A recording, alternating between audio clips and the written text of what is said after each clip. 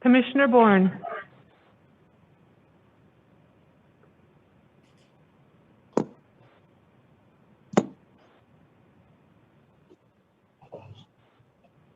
Here. Commissioner Musich. Present. Commissioner Hassan. Here. Commissioner Severson. Present.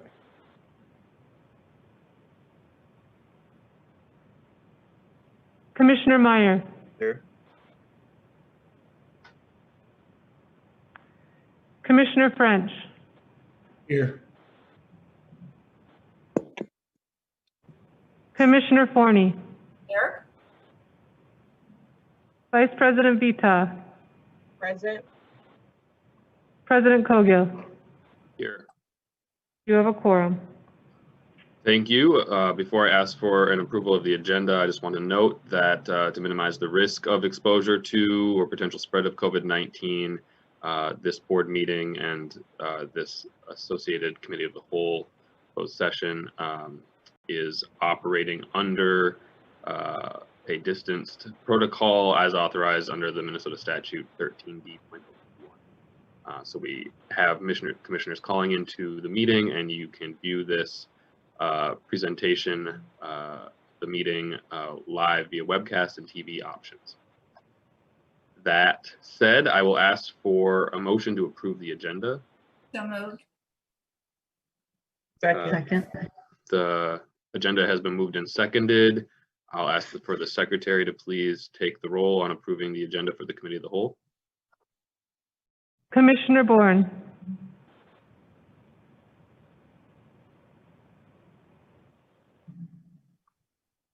Aye. Commissioner Musich. Aye. Commissioner Hassan. Aye.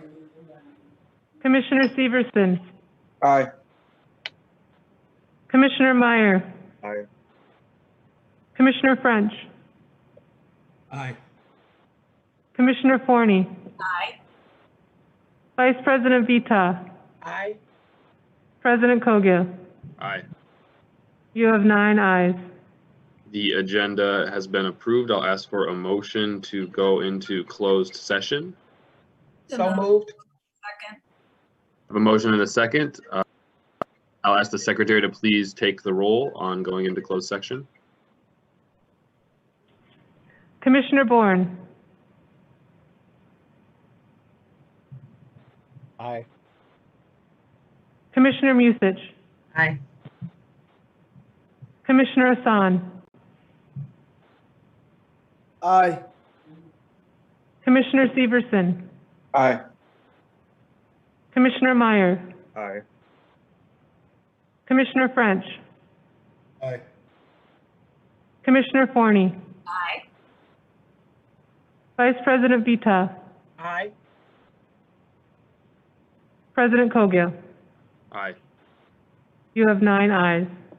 Right, we will now move into closed session for the discussion regarding proposed workers' compensation settlement. We'll move into the other Zoom room.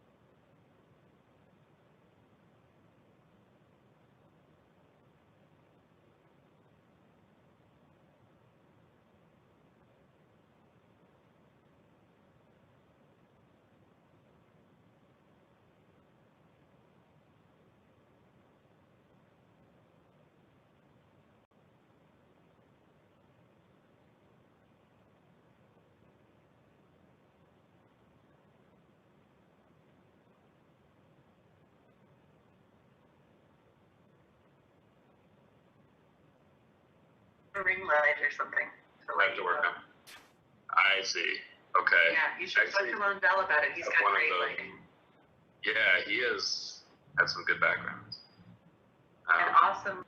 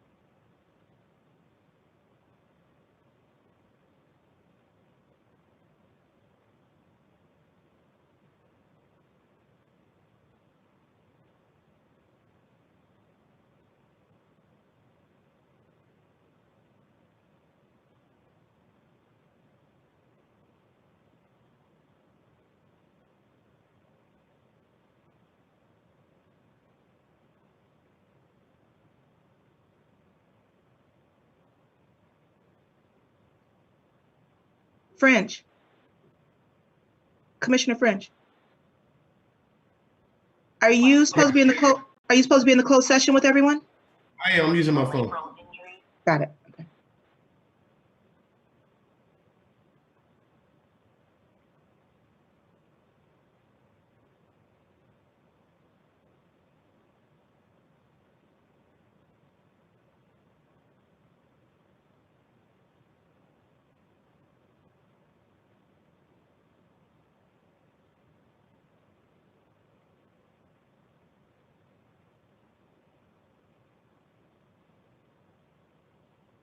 Commissioner French.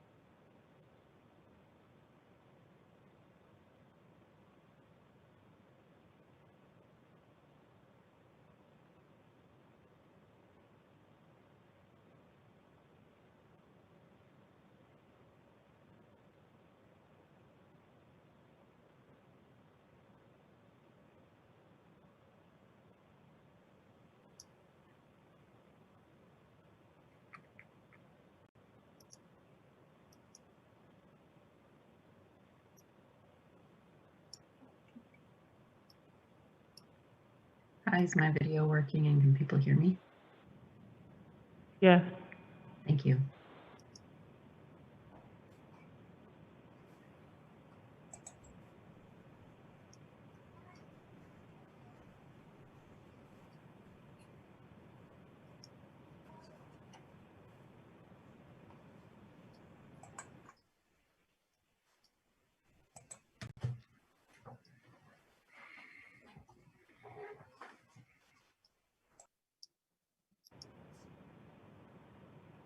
All right, I think we have all commissioners.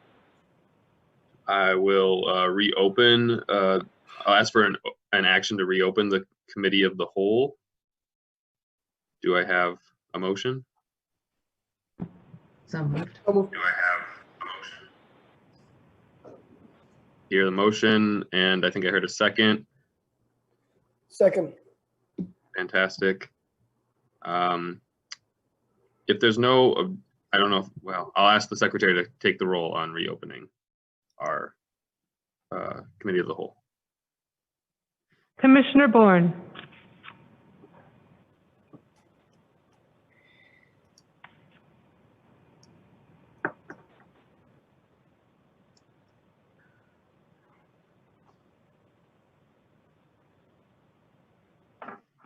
Commissioner Bourne.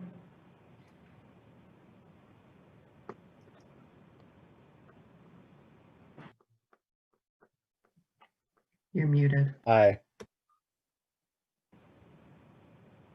Commissioner Musich. Aye. Commissioner Hassan. Aye. Commissioner Severson. Aye. Commissioner Meyer. Aye. Commissioner French.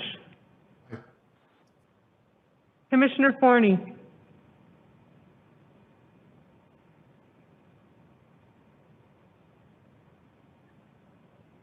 Commissioner Forney.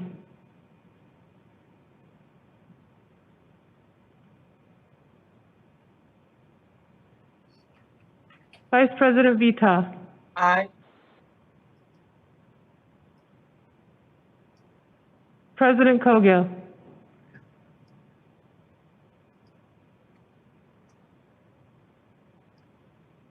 President Kogel. Aye. No, maybe you didn't hear me. Apologies. Hello? Yep, we've got you. You have 8 ayes, 1 absent. I have a note from Commissioner Musich that she's having trouble getting in, so I'll work on that next. Commissioner Forney. Sounds good. Forney, apology. We've reopened the committee of the whole. I will now ask for a motion to adjourn the committee of the whole. So moved. I have a motion. Do I have a second? Second. I have a motion and a second. If I hear no objection, I will adjourn the committee of the whole. I see no objection. So we are adjourned. I will now call to order the regular meeting of the Minneapolis Park and Recreation Board for December the 2nd, 2020. And I will again ask the secretary to take the roll.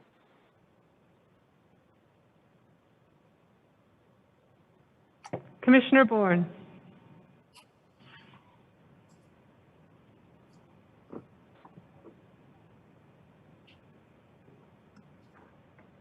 Here. Commissioner Musich. Present. Commissioner Hassan. Here.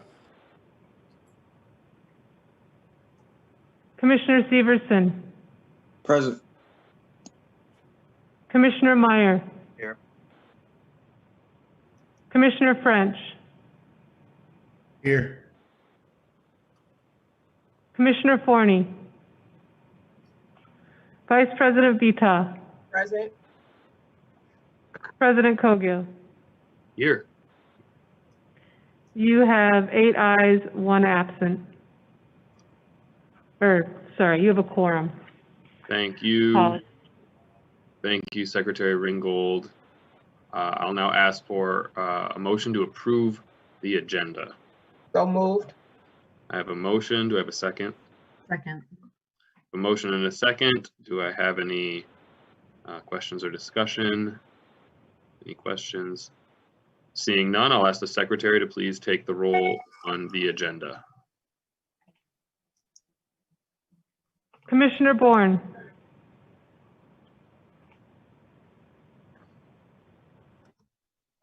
Aye. Commissioner Musich, Aye. Commissioner Hassan, Aye. Commissioner Severson, Aye. Commissioner Meyer, Aye. Commissioner French, Aye. Commissioner Musich, Aye. sorry, I Commissioner already voted aye, though. Forney. There's something happening behind the scenes on my screen that I'm about to get kicked out. So 1 second. Commissioner Forney. Vice President Vita. Aye. President Cogill. Aye. You have 8 ayes, 1 absent.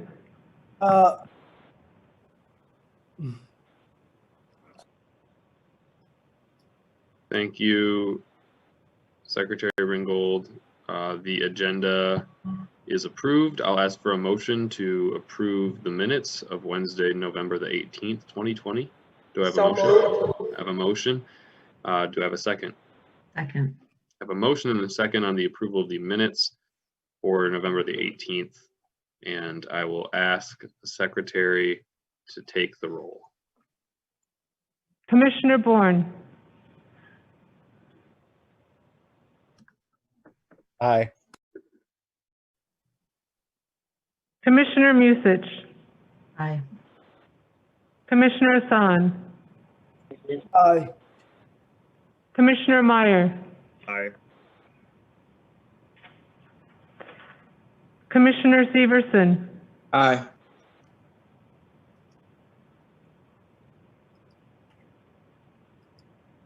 Commissioner French. Aye. Commissioner Forney.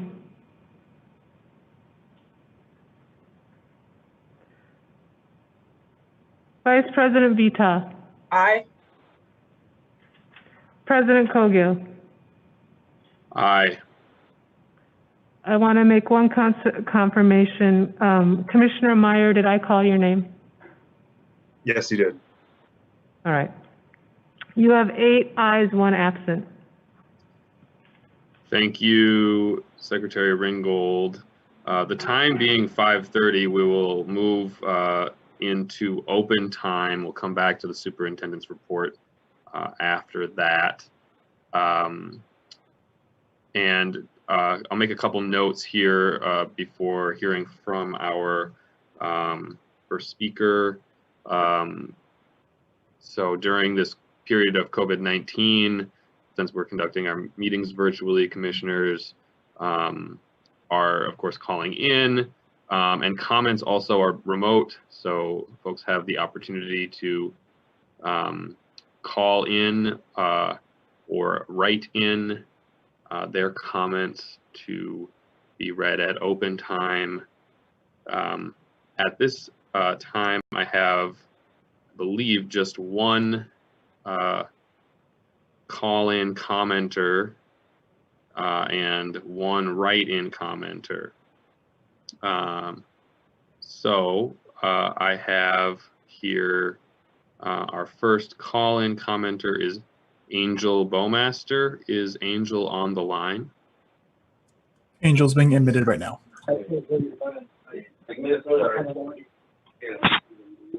Great. Angel should be on the line. All right, Angel, if you're on, if you could state your name, and you have 2 minutes to address the board.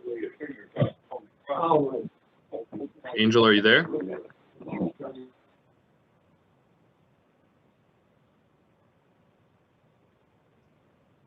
Right, it looks as though we may have lost Angel from the call. In that case, I'll go to the one write-in comment. which is coming from Margaret Bird. Margaret Berg. And I'll ask the secretary to please read the write-in comment from Margaret Berg. The League of Women Voters Minneapolis Parks Committee has observed several commissioners abstaining from votes in the past 5 months. 4 commissioners, Bourne, French, Hassan, and Severson, abstained 22 times since the first meeting in July. Commissioner Severson explained at the last meeting that he was abstaining in protest of their not doing enough to help head off youth violence on the north side of Minneapolis. We question the appropriateness of this without proposing a solution. Other abstentions have come with no reason given. All 4 abstained from voting on the request to the Board of Estimate and Taxation to set the proposed tax levy for 2021. JFK said in a meeting with the governors, to govern is to choose. Park commissioners were elected to govern, to make decisions for the parks in the best interest of the people who elected them. Unless a commissioner has a personal conflict with the issue at hand, voters deserve to know, in the interest of transparency, the positions of their elected representatives.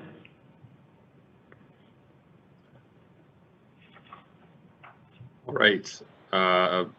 Thank you, Secretary, for reading the comment. It seems as though we may not have Angel Bowmaster on the line. I'll ask one more time if Angel is on.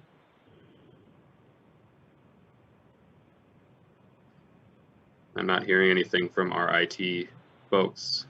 Sorry about that. No, he is not on. She's not. Okay, thank you very much.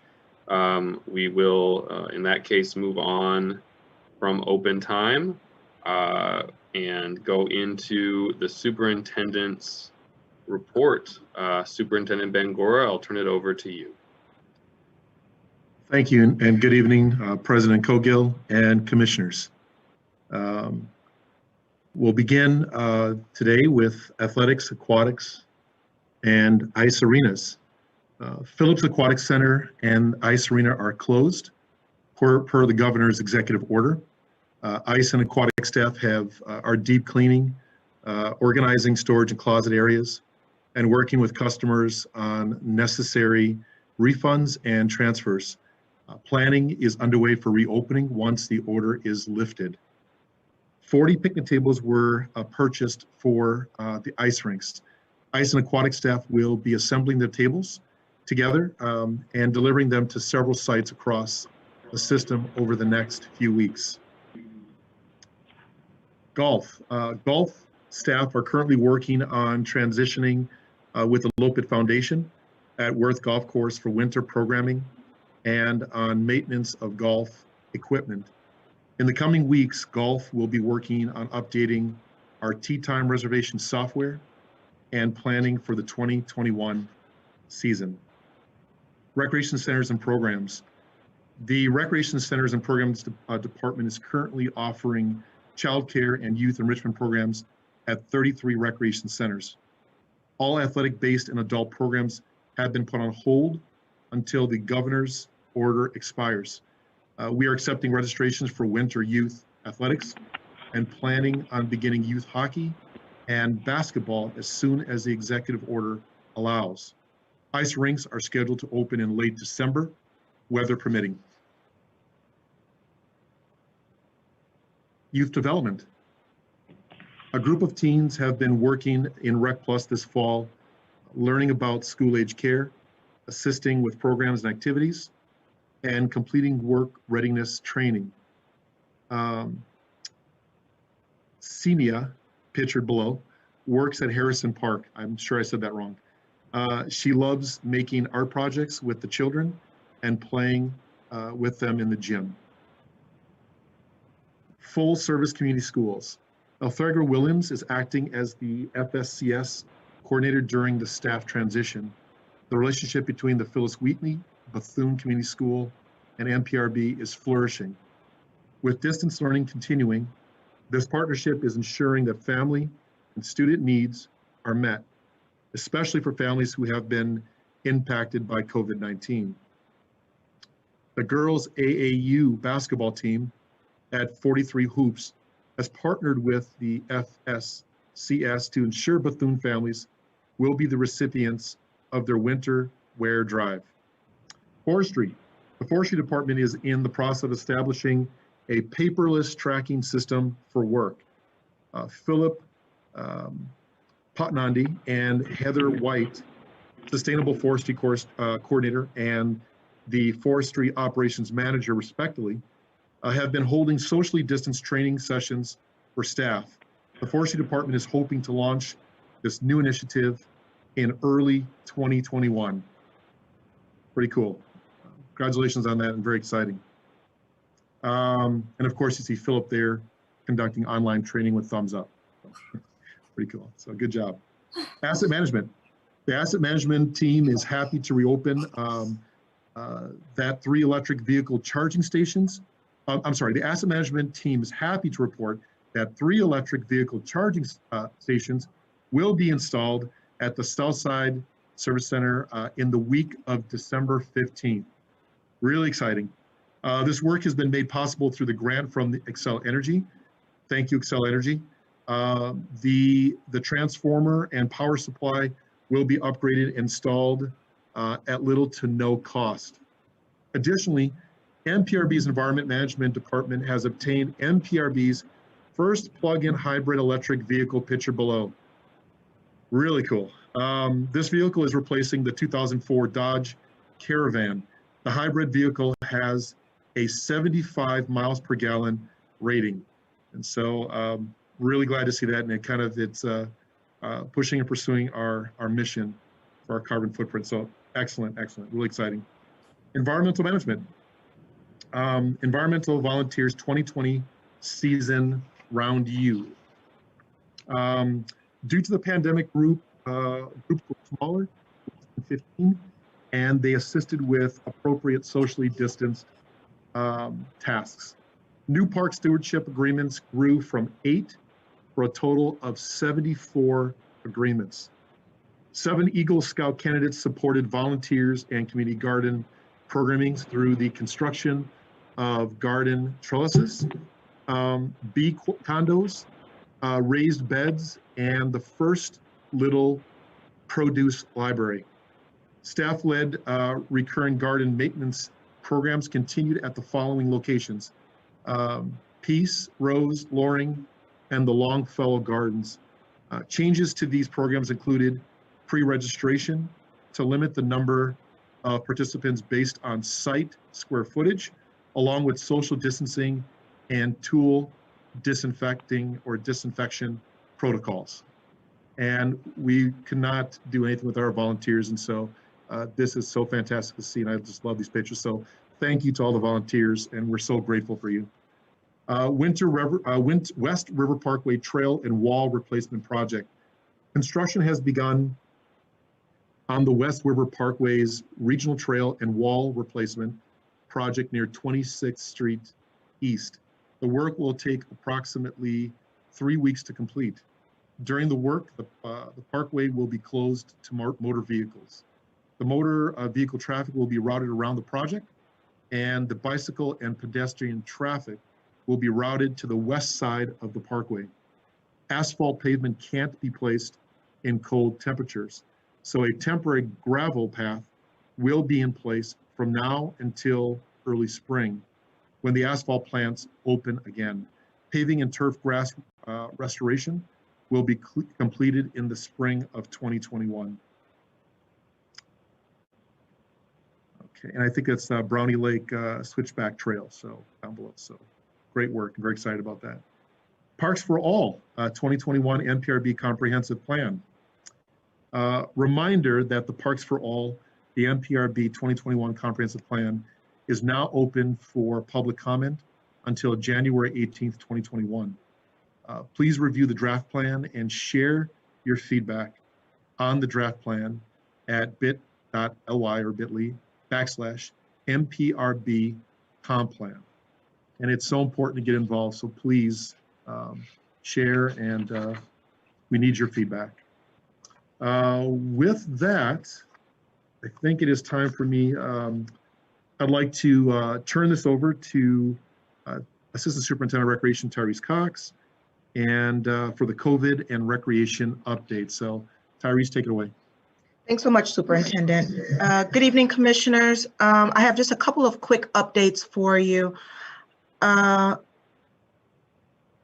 I'm sorry, I'm watching my slides go by. So much of this you've heard already, but I want to make sure you understand what impact the new executive order has had on recreation operations. Next slide, please. So we know the current executive order started on November 20th and runs through the 18th, and it has led to the following closures or interruptions in service. So we've closed indoor ice arenas, the swimming pools, and youth and adult sports as a result. Next slide.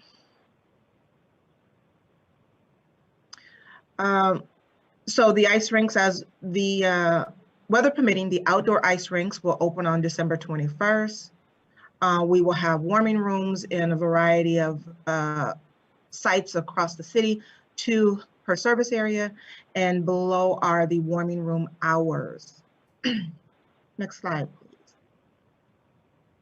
It's a little bit of a map that shows you where the ice rinks are located across the city. We worked really hard to make sure that we created as much balance across the city as we could, given the operations, given facilities and historical use around the city. Next slide.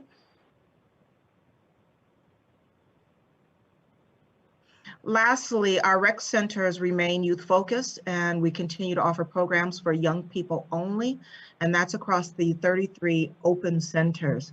We are still providing youth enrichment programs. Night Owl is still happening. Rec Plus is still operating. There are some available spaces in a variety of Rec Plus sites. So if you know anyone that is still looking for after-school care for their young children, please encourage them to check out their neighborhood Rec Plus site. Youth Line is operating, and we still offer a variety of virtual programs. So kids are still doing some things from home, using their devices at home, both with the rec center, and there are still some pre-K programs that families are doing with their little ones as well. So just wanted to give you a sense of what we can do. We are still reaching as far as we can, given the constraints that exist, and look forward to when we get a little more leeway to offer some more programs. That is it for me. Thank you, Tyrese. And one last, in order of things will be hopefully we get this, it comes up correctly here, but we're going to go back and do a quick report on the encampment remarks and report. And so thank you, Jennifer, for putting this back up. And I'll briefly go through a quick update on encampments. President Coghill and Commissioners, my last update is related, of course, to encampments. There are currently 19 tents at Minneapolis Regional Park, 17 tents at Reverend Dr. Martin Luther King Jr. Park, and 17 tents at the mall, for a total of 53 tents at these current sites. These numbers have increased slightly from the last board meeting on November 18th, when we were at 37 tents at these 3 locations. We are concerned about the increased number of tents in parks and for the ongoing use of fires and propane at the encampments, which pose a significant safety risk. Last month, a fire erupted at the mall, which was caused by a propane heater. One individual from the encampment was transported to the hospital with injuries, and their tent and belongings were destroyed. On Monday, a fire at the St. Paul encampment destroyed several tents, an RV camper, and 1 man was sent to the hospital with injuries. Just last night, another fire from a propane heater occurred at the mall encampment, damaging the encampment belongings, but fortunately no one was injured. In addition to the injuries and damages to personal property, during the late November cold snap, there was damage to the trees at the mall and the Reverend Dr. Martin Luther King Jr. parks when tree branches were cut for firewood. Park staff have continued almost daily outreach to people living in these 3 park encampments. They have shared verbal and written communications about weather and fire-related hazards, not damaging park trees, and that encampments cannot continue through winter. Our outreach staff have consistently encouraged people to move into shelter. On Monday and Tuesday, there were 3 beds for women and 2 for men available for residents. All 3 encampments declined the offers.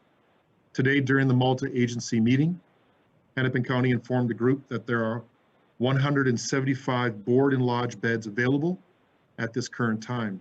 Since early October, Hennepin County's Adult Shelter Connect has often been able to hold available beds for several hours, so our outreach can offer them to people living in the park encampments. It is extremely concerning that most of our offers over the last 2 months have been declined by those living in the parks.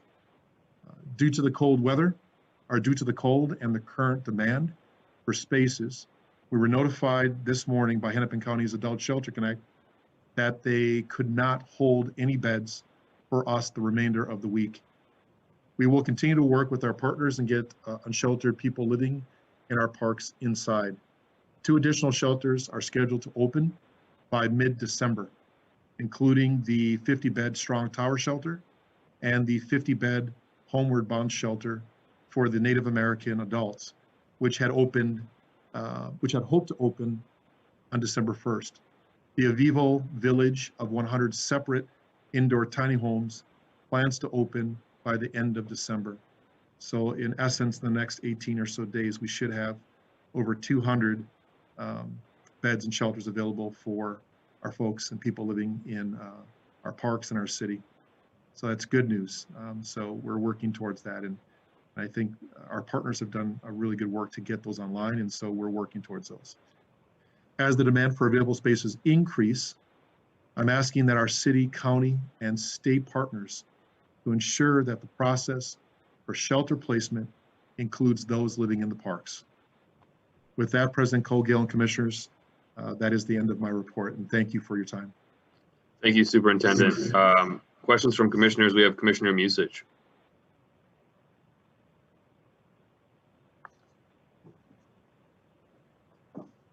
Thank you, Commissioner Cogill. I'm trying to get my screen to stop moving so that I can turn on my camera. There we go.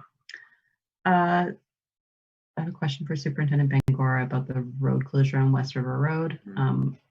I went out to the website because I've gotten a couple of questions about the road closure, and we don't have any information about that project or the road closure posted. So I'm wondering if it'd be possible to get that information updated so that people trying to figure out why it is that we close the road again can get access to that information. President Colgill, Commissioner Musich, absolutely. And it's more, yes, we need to get the information out there. I don't know if Assistant Superintendent Schroeder has anything to add to that, but we definitely need to get that out there so people know what's happening, and we will definitely take care of that. Okay, and we're anticipating, you said 3 to 4 weeks that the closure and project work will take to complete. Is that correct? President Colgill, Commissioner Musich, let me just to make sure I don't say anything that's going to change the actual work. I want to have actually Director Swenson can step in and make sure I get the right timing and not say anything wrong. Okay. Director Swenson. President Colgill, Commissioner Musich, the work should wrap up this week. We did send out notification and posted for closure ahead of time, but we'll verify why it's not on the webpage and get that corrected as soon as possible. But the work should, if everything goes okay and the weather has been stable, the work should wrap up by Friday. Okay, can we verify that our golf delivery notices are working properly then? Because I'm subscribed to all notices and I've received nothing about this project. President Colgill, Commissioner Musich, we will do that. Thank you. That's all I have. Thank you, Commissioner Musich. I'm not seeing any other hands raised. I did have 2 questions about our ice rinks and such. Am I right in noting that Bryant Park has been 86th from the program this year? As I was looking at the map, is that correct? President Cogill, would Assistant Superintendent Cox or Assistant Superintendent Barrick respond? President Cogill, Commissioners, this is Assistant Superintendent Barrick. I see Assistant Superintendent Cox is on. Bryant Park was one of the contracted sites based on use and proximity, with Lindale Farmstead being the site nearest that is going to have ice as well. And there is also some construction at Bryant Square Park, I believe, that limited the building. Got it. Okay. And is that, so that's not a COVID related impact, that is just a general, that would be ongoing at this point? President Cogill, COVID related in the sense that, I mean, we are contracting the number of rinks because of COVID, so that we can properly staff each one, not only recreation and warming house, et cetera, but the maintenance. So we're experiencing about 60% staffing levels again this time of year. Okay. And so it's about the ability to make and maintain all of the ice with the COVID staffing levels.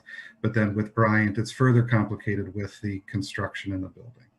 Okay, so we could reasonably expect that Bryant, and I'm sure there are others that I didn't note quickly when the map was up there, that we would be considering, that we would be expanding back to if we had levels of service that were functional next year. Correct. This is a temporary 1 year, as long as COVID is resolved by next year. Got it. Got it. And then the other question is around the warming houses. How is it that we have warming houses, and what is the protocol to have warming houses where people are inside? President Cogill, so we are still developing protocol for the warming houses. Some of them, they vary in size. And so we've asked our colleagues in the planning department to help us understand what capacity is, so we can clearly post how many bodies can be in a particular warming house at a time. Unfortunately, I don't know what those numbers are across the system. Okay. So, but you're not going to have those go online until you have capacity numbers that would be reduced. And I'm assuming that the staff who's staffing those sites are okay with either being in there or, I don't know, being outside, or I don't know how that usually, right? Somebody's like in that room the whole time. That's right.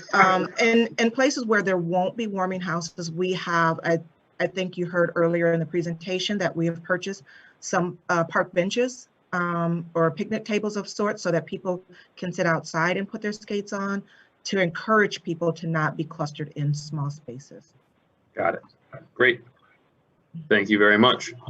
I'm not seeing any additional hands raised. Thank you, Superintendent, for the report.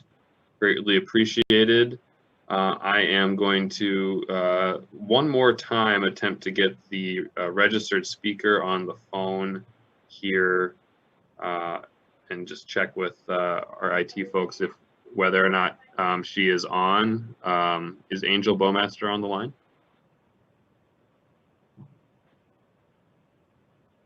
President Cogill, she's dropped off again, Okay. but we could arrange for her to come back on. She just missed the window, wasn't able to get to it when we had her live. I see. Okay. I think we're going to have to move on with the meeting if she's not on at the moment here. But if we get her back here, I would ask for staff to let me know, and we can maybe give her that opportunity to speak. Okay, we'll see what we can do. Thank you. Moving on to our consent business. I'm going to split the question to consider Resolution 2023-42 separately. So I'll ask for a motion first on Resolution 2023-40, 341, and 343. Do I have a motion? So moved. Second. I have a motion and a second. on those 3 items? Is there any discussion? Is there any discussion? Seeing none, I'll ask the secretary to please take the roll on the consent agenda items 2020-340, 341, and 343. Commissioner Bourne, Aye. Commissioner Musich, Aye. Commissioner Severson,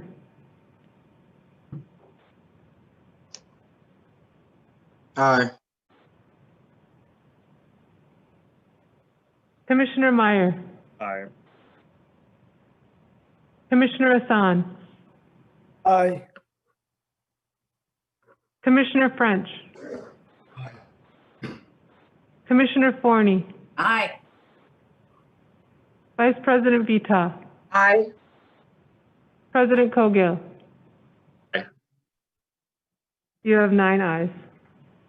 That carries. I'll ask for a motion on resolution 2020-342. Do I have a motion? I have a motion. Do I have a second? Second. A motion and a second. I would just ask for just a brief update here from staff, given the fact that this is the resolution authorizing professional services agreement regarding the concept and schematic design for the refectory at Bede-Makaska, which is an iconic space. And I know that part of this process includes community engagement, which I think is important for us to be aware of and for the public to be able to be appraised of as we move through that process. So I'll ask Mr. Elias if he's able to give us a little bit of a brief update. Absolutely. Thank you, President Cogill, commissioners. As you can see, this is, and as President Cogill just mentioned, resolution approving a professional services agreement with Cunningham Group Architecture just for the early phases of design, concept and schematic design for the Bede-Makaska refectory building for the feed listed here. Next slide, please. Just so you guys sort of understand the full timeline of this project, May 16th of 2019 is when the refectory was lost to fire. It was about 12 days later when the building was removed from the site and the site was cleared. Later that fall in September, the site was paved over to allow for the fencing to be removed from the site and allow for general use of the site. There were some discussions with the Minneapolis Foundation in the winter of 2020 regarding the funding of the design and potentially the construction of a new facility. There was an internal planning review of the project approach, spring of 2020, and then planning completed a drinking fountain installation and utility improvements project summer of 2020. This fall, we released the RFQ for the design phase of this project, and here tonight we're requesting board approval for the professional services agreement. We would anticipate the concept design phase and community engagement occurring this winter into spring, bringing back to this board a concept plan for your review and hopefully board approval so that we can then begin the design and bidding phases. And then following that with the construction project, summer of 2022, and initiating full vendor operations spring of 2023. Next slide. You can see here the area where this project will focus. The area shaded in blue is our primary focus area. Noted in the sort of pink dash line is an area where we realigned the trail circulation in this area, and we expect there'll be minimal improvements in that area. And then to the south, the boat launch, we will be including in our concept design improvements to that area, though this work would not be included in the actual construction phase of this project. As many of you may know, the Bede-Makaska Harriet Master Plan does call for that boat launch to be relocated to the northwest corner of the lake. And so therefore we'll just be envisioning what that area could become at that later date. Next slide. This project currently has funding in the amount of $676,000 plus from the insurance proceeds. And then we have the uses with some minor expenses to date, the projected staff time, and the professional services agreement. Next slide. We have started to begin to identify some possible project funding sources, as this project is not funded to an amount that will allow us to fully design and rebuild the refectory at this time. So we've started to identify and listed those out here, including park dedication fees, vendor contributions, capital contributions potentially from the enterprise fund, etc. Next slide.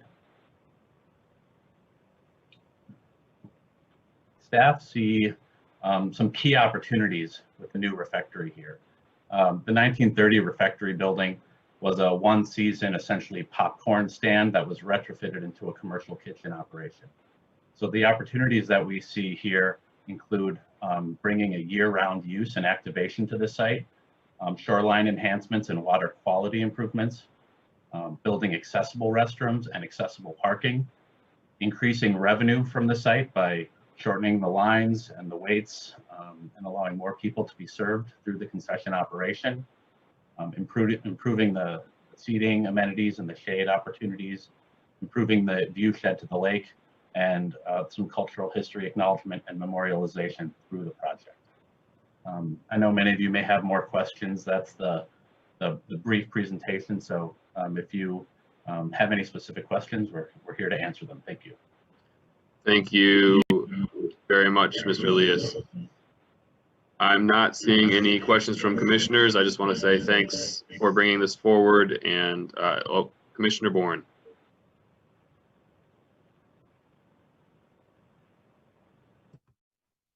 Thank you, President Cogill. I'm just looking at the dollar amount, and I'm reading. Am I reading this right, that we're spending nearly half of the insurance claim on for rebuilding on design concepts over the next, what looks like 6-7 months? President Kogo, Commissioner Bourne, I'll step in.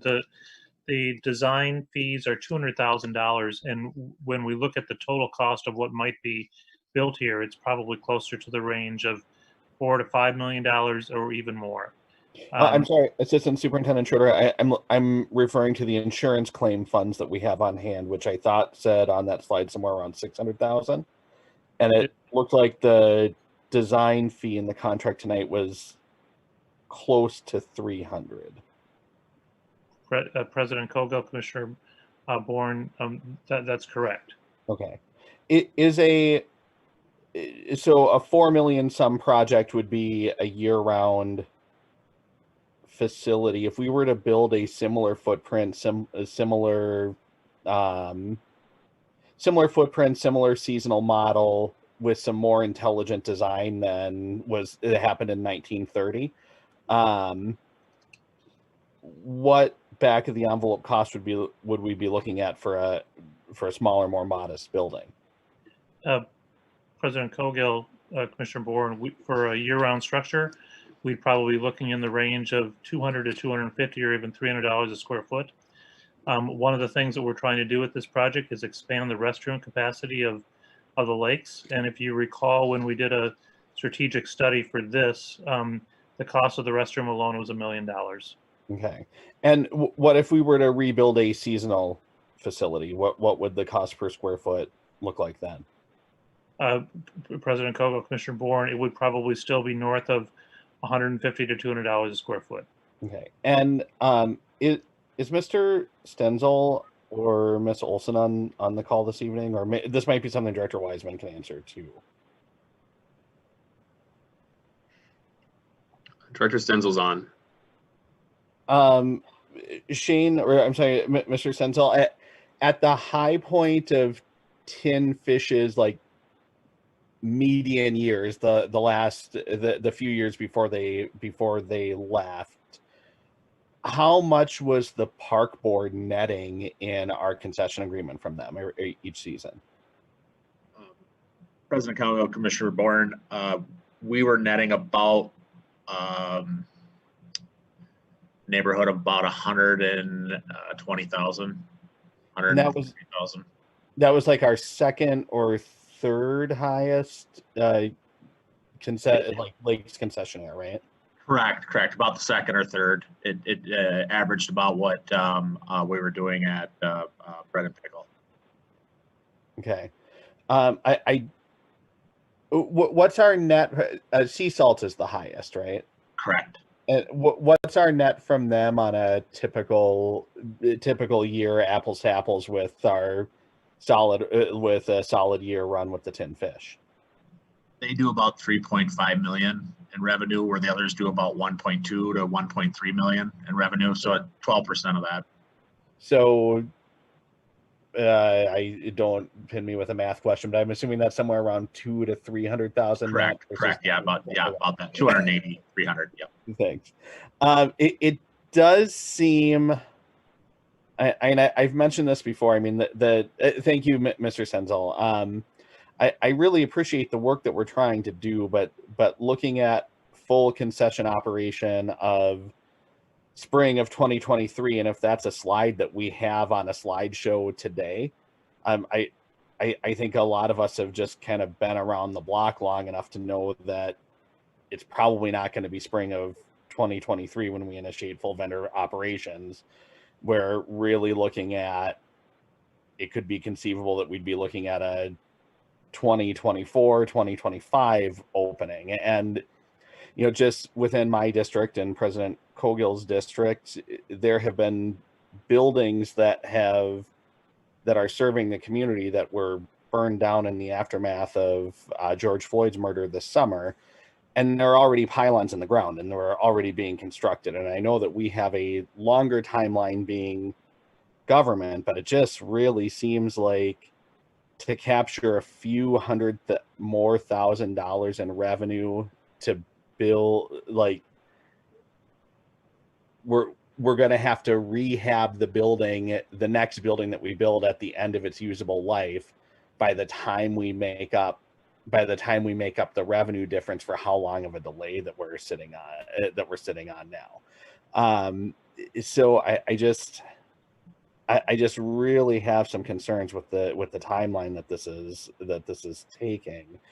I'm concerned with the amount and the cost for the design and incorporating some of the what seems like a little bit of duplicative work to the Chain of Lakes master plan. And I'm wondering if, I don't know, I just don't have a lot of good feelings about this one, both on the timeline and the cost versus the insurance claim, versus how long we seem to be willing to be out of commission for one of the, if not the most visited destinations in the city of Minneapolis. So yeah, I know there's a lot of work going into this. I'm just continuously expressing my dissatisfaction with the amount of time that this is taking to rebuild a burned down building. It shouldn't take, we're going to be looking at 4 years at best possible speed, and government time that's going to turn into 6, 7, 8 years before the blink of an eye. And it's just, as a commissioner, I'm embarrassed that we haven't moved faster. I want to caution folks to how embarrassed we're going to be feeling in spring of 2023 when we're announcing very likely potential delays now too. So I won't be supporting this tonight. I'd like to see a expedited timeline come back. Really looking at how quickly the city is rebuilding after major commercial corridors have burned to the ground, and seeing how long that this is going to take us to rebuild what was a popcorn stand, what we're hoping to have something be better, but it's still nowhere near the most major commercial corridors in the city that are rebuilding with an incredible speed with support from the community, and are just running laps around us, both the public and private sector. It just shouldn't be taking this long. Thank you, Commissioner Bourne. I hope that our staff, with the timeline they've provided, can save you your embarrassment. I'm certainly not interested in delaying further something that, to your point, needs to be brought forward as quickly as possible and in a way that is actually serving the most busy nexus of the regional park system in the state. I trust that staff, through the conversations that we've had, both at the board level and internally, are doing their utmost to bring forward a great product for the community that also honors the site and the multiple histories, and especially the native histories of that area. I think that's important work to do when we have this opportunity. And I know that this is something that is being taken to heart in our design process right now, and I'm very supportive of that. With that, I'll ask the secretary to please take the roll.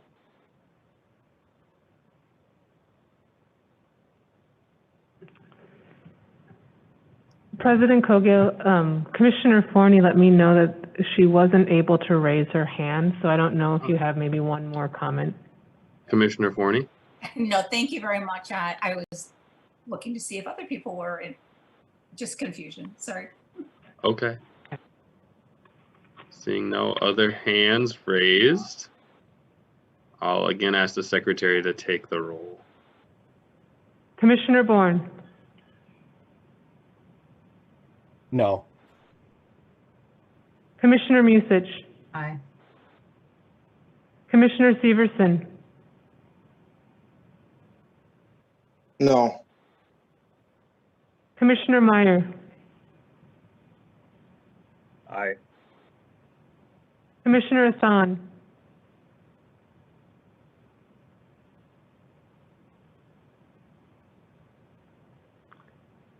Commissioner Hassan, No. Commissioner French, No.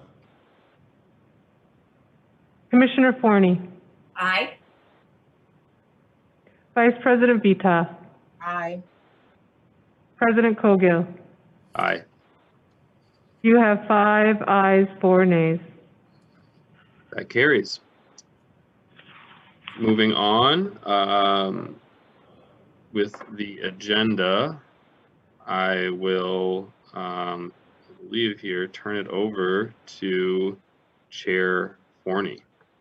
On behalf of the Administration and Finance Committee, I'd like to move Resolution 2020-337, a resolution approving a 5-year contract with Urban Ventures Leadership Foundation for a new covenant regarding hockey use of the artificial turf soccer field at property owned by Urban Ventures.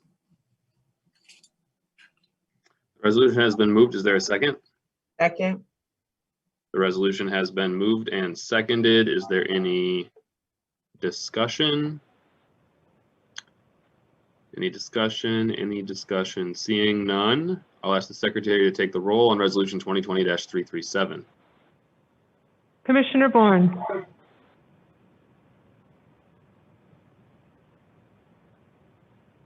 Aye. Commissioner Musich, Aye. Commissioner Severson, Aye. Commissioner Meyer, Aye. Commissioner Hassan, Aye. Commissioner French, Aye. Commissioner Forney, Aye. Vice President Vita, Aye. President Cogill. Aye. You have 9 ayes. I'd like to move Yeah. resolution, Go ahead. That carries. Go ahead. I'd like to move resolution 2020-338, resolution approving a 5-year use agreement with Urban Ventures Leadership Foundation and Dynamites regarding hockey use of a field at property owned by Urban Ventures. The resolution has been moved. Is there a second? Second. Resolution's been moved and seconded. Is there any discussion on the resolution 2020-339? Any discussion? Any discussion? Seeing none, I'll ask the secretary to please take the roll. Commissioner Bourne,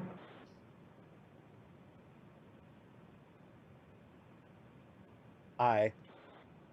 Commissioner Musich, Aye. Commissioner Severson, Aye. Commissioner Meyer, Aye. Commissioner Hassan, Aye.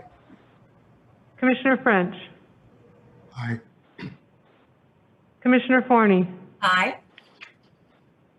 Vice President Vita, Aye. President Cogill. Aye, You have 9 ayes. that carries. I'd like to move resolution 2020-338, a resolution, no, wait a second, I already did that one. 2020-339, a resolution directing staff to prepare a memorandum of understanding between West Makaska Neighborhood Council and the Minneapolis Park and Recreation Board related to the development of a bird-focused and pollinator garden and associated amenities, proposed to be located in the northwest portion of Makaska Park. The resolution has been moved. Is there a second? Second. The resolution has been moved and seconded. Is there any discussion on this one? Comments from commissioners? Any discussion? I'm not seeing any, so I'll ask the secretary to take the roll. Commissioner Bourne,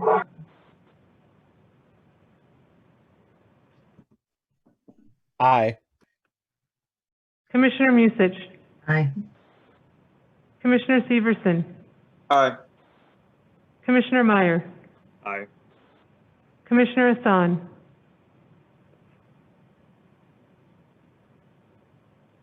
Aye. Commissioner French, Aye. Commissioner Forney, Aye. Vice President Vita, Aye. President Cogill. Aye. You have 9 ayes. That carries. Moving on here to petitions and communications, Commissioner Bourne. I'll pass. Thank you, Commissioner Bourne. Commissioner Musich. I'll pass. Thank you, Commissioner Musich. Commissioner Hassan. I'll pass, Mr. President. Thank you, Commissioner Hassan. Commissioner Severson. Just a quick note, thank you, President Cogill. The Farview Athletic Council and the Diva Dolls on the north side are doing a holiday gift giveaway for north side residents on December 19th. If you have any questions, you can give Farview Park a call, and a big thank you to Tiffany Owens, the president of the newly formed Farview Sports Council. Fantastic. Thank you, Commissioner Severson. Commissioner Meyer. Pass. Thank you, Commissioner Meyer. Commissioner French. Pass. Thanks, Commissioner French. Commissioner Forney. Thank you. Yes, I would just like to remind people that next Thursday, December 10th, the Minneapolis Parks Foundation is having their next talk, Next Generation of Parks, from 7 to 8:30 p.m. And I think this is a very, very special one. It happens to feature Adam Arvidsson, and I think works for us. But he had written a wonderful book, and so the name of the talk is A Wild and Rare, which is the name of the book he wrote, Talk with Adam Arvidsson. Please join us. Thank you, Commissioner Forney. Vice President Vita. Pass. Thank you, Vice President. I'll say a couple things. First, I want to note that we will, on the 16th, be conducting a closed session for our end of the year review of the superintendent. So I look forward to having that discussion, and I just want to note that for the public record.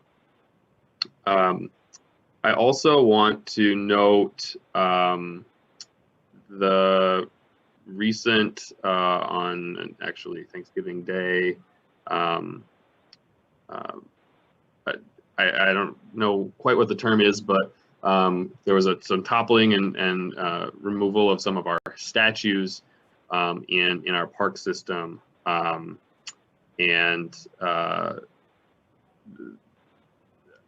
this has been something that's been going on this entire year at a few sites of statues that sort of represent colonialist history and colonialist past.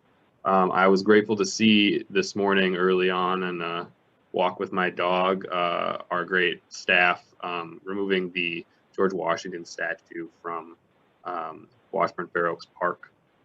And I think at this time that's the right thing to do, but I don't think we can stop there. And I want to just note to commissioners that I think I would welcome the opportunity to discuss how we comprehensively consider a truth and reconciliation community conversation about the icons and public art that we have in our system. I know our staff have done a comprehensive assessment of the art.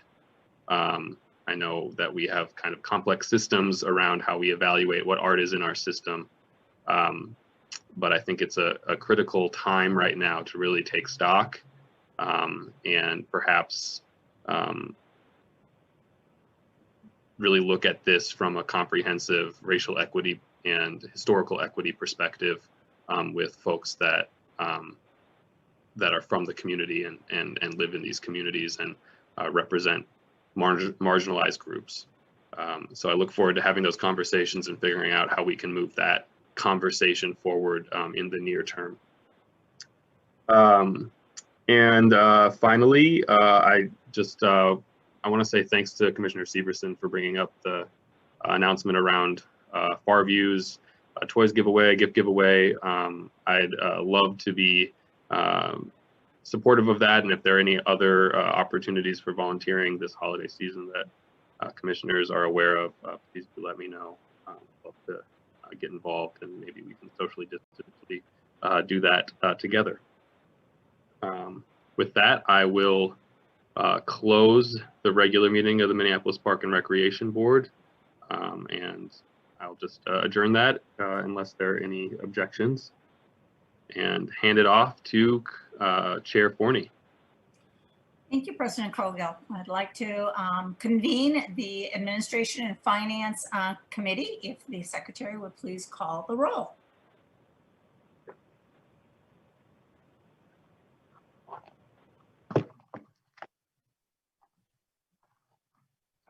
Vice President Vita. Present. Commissioner Severson. Present. Commissioner Musich. Present. Commissioner Meyer. Present. Commissioner French. Here. President Cogill. Here. Commissioner Bourne. Here. Vice Chair Hassan. Here. Chair Forney. Here. You have a quorum. Thank you. I'd take a motion to approve the agenda. So moved. Second. For the Secretary, please call the roll. Vice President Vita. Aye. Commissioner Severson. Aye. Commissioner Musich. Aye. Commissioner Meyer. Aye. Commissioner French. Aye. President Cogill. Aye. Commissioner Bourne. Aye.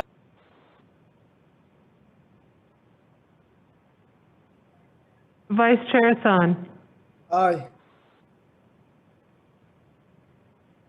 Chair Forney. Aye. Commissioner Bourne, I recorded you as an aye, is that correct? That is. Chair Forney, you have 9 ayes. Thank Thank you. I'll take a motion to approve the minutes of Wednesday, November 18th, 2020. So moved. Second. Will the secretary please call the roll? I'm sorry. Vice President Vita, Aye. Commissioner Severson, Aye. Commissioner Musich, Aye. Commissioner Meyer, Aye. Commissioner French, Aye.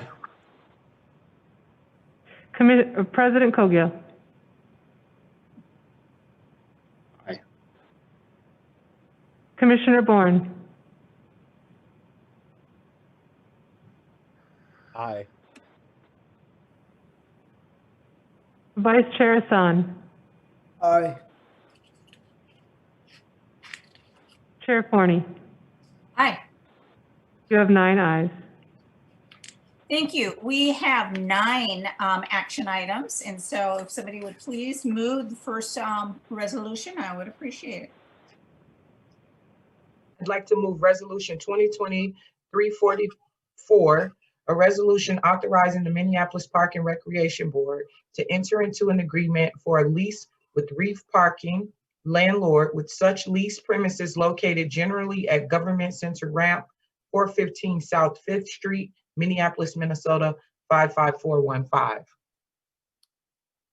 Thank you. I'm not seeing any hands. Does anybody need any presentation, any information on that?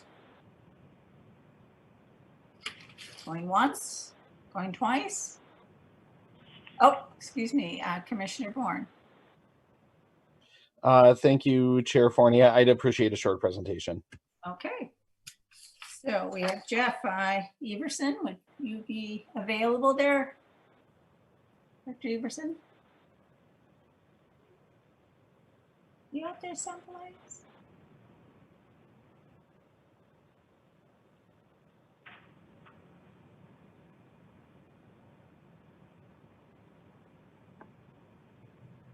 Hello, staff?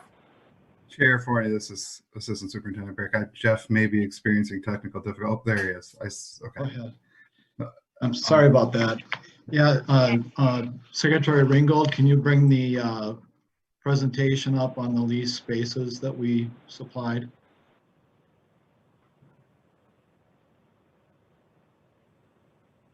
So that I can begin by just speaking a bit about this. There are 2 resolutions this evening before the commissioners for a total of 4 rented spaces in 2 locations. The first resolution is the Government Center ramp spaces, and there's a total of 2 shared spaces there. They're 9 by 20 feet for 180 square feet, and then 5 by 10, which is 50 square feet. And they're lockable, secure spaces that we use for both operations, maintenance operations, and recreation storage. Secretary Ringgold, were able to find the presentation. I can show you the location, and they're used for the commons maintenance operations. So you can go to the next slide.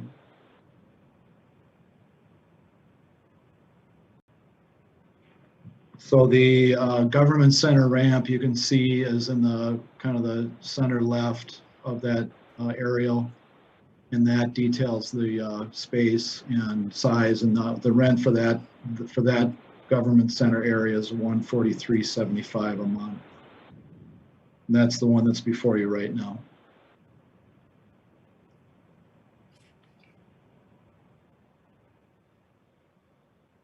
Thank you, Mr. Evanson. Just so I understand, the Government Center ramp, the landlord is an operator, but it's a government-owned ramp. Do I understand that correctly? I'd have to defer to the assistant superintendent for that. Chair Forney, Commissioner Bourne, that's correct. Yes, it's government owned, but the landlord. Which entity of government owns it? Ooh, that unfortunately I don't know. I'm assuming it's the city and is it CPED that manages their properties or owns their properties? So I'm pretty sure, because the next item is the Hoff ramp. I'm pretty sure the city owns that one. But I'm not sure about the government center ramp. And I guess my concern is that if it is the city, and this is a lease to support the commons that is essentially being transferred from Green Minneapolis. Am I also understanding that correctly? Correct. Yep. So, and it just feels like with one hand, well, I would argue that the city is not even giving us enough funding to operate the commons. And now we have to pay them to park the equipment there that we are now being forced to maintain the commons with. And from the pittance that we're receiving when we're looking at our net reduction in budget tonight, I just don't know if I just don't see that where the park board in any sort of equitable agreement for operating the commons would have to pay to operate the commons on the city's behalf.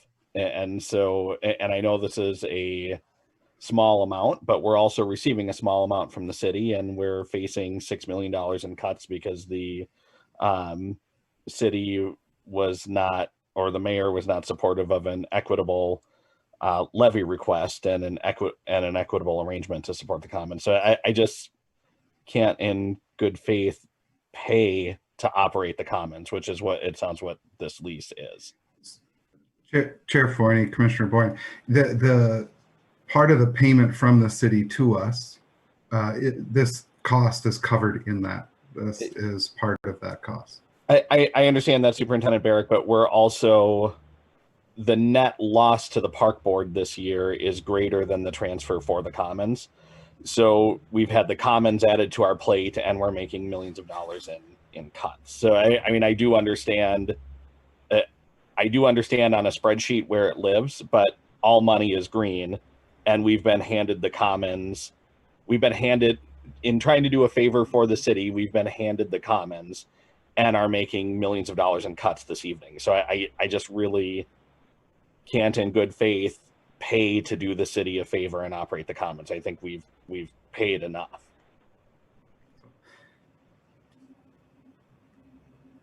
Chair Forney, the one thing I would emphasize is the spaces are rented to make our operation easier. And so being downtown, our closest park, I believe, is Elliott or so, and Waterworks is coming online. We have no storage facilities for things. And so without renting these spaces, we'd be asking crews to be hauling all of the equipment to and from, and it would just make the operation, I understand what Commissioner Bourne is saying, and I agree. Unfortunately, for us with operations, it would be, these spaces make our lives a lot easier in operations. And so without them, we will be further challenged to maintain the commons. Council Rice, when we leased the space referred to as the commons to the city, how much did we lease that for? Just the dollars.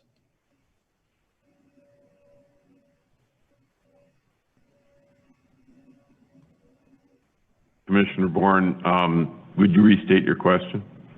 We, before a judge invalidated the lease, we had leased the area known as the Commons to the city of Minneapolis, correct? Correct. How much in financial consideration did the Minneapolis Park Board receive from the city of Minneapolis for that lease? $1. Okay. Chair Forney, I would like to amend the, I'd like to offer a substitute amendment to direct staff to go back and renegotiate this lease with the park board's expectation that we pay $1 for this lease. Commissioner Bourne, can you turn your visuals, please? Yep, there you go. Do you need me to restate that again, Commissioner Forney? I'm not here in a second, so that's what I was waiting on. Commissioner Forney, we're in committee. It doesn't require a second. Okay, so we will move then to vote on that amendment. Secretary, would you please call roll? Commissioner Forney, would you like to call for discussion on the motion prior to calling for the vote? Anybody wishing to discuss this? Oh, I'm seeing, excuse me, I apologize, did not see it. Commissioner Meyer. Yeah, I guess my question for staff is this something that the city can do? Because, I mean, these contracts are with Reef Parking and ABM, and I don't understand the relationship between those private companies and the city in this case. So yeah, I'm wondering if staff is able to help me understand that relationship, and if this is something that we're actually able to do, or if it would be basically demanding something of a private entity that they can't give. Chair Forney, I think Commissioner Meyer just may not understand the substitute amendment. I could clarify it. Your amendment would instruct staff to go negotiate for a $1 contract, but I'm wondering if that's something that they can do with these private entities. Chair Meyer, or Commissioner Meyer, I'm sorry, Chair Forney, may I respond? Well, we have several other people who want to speak, so staff, do you have any answers to Commissioner Myers?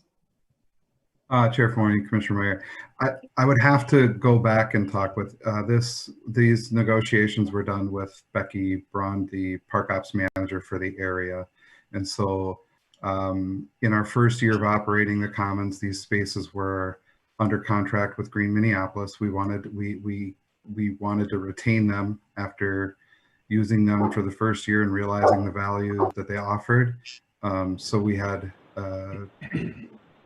Becky work with the ramps. I believe, but I'm not certain, that these are managed by a concession, and so while I doubt that they will take $1 from us, because I'm sure there's a commercial value that they're paying to be the manager and concessionaire for these parking ramps. So I would have to go back to staff and ask about the negotiations. Okay, well, please do that for the next board meeting. In the meantime, I'm going to vote against the amendment, but there will be an opportunity to consider that at the full board meeting on December 16th. Commissioner Vito, you have your hand up. Yes, thank you, Chair Forney. I have a couple questions for Council Rice. My first question is for Council Rice is, how much did we pay for the commons? Madam Chair, Commissioner Vito, nothing.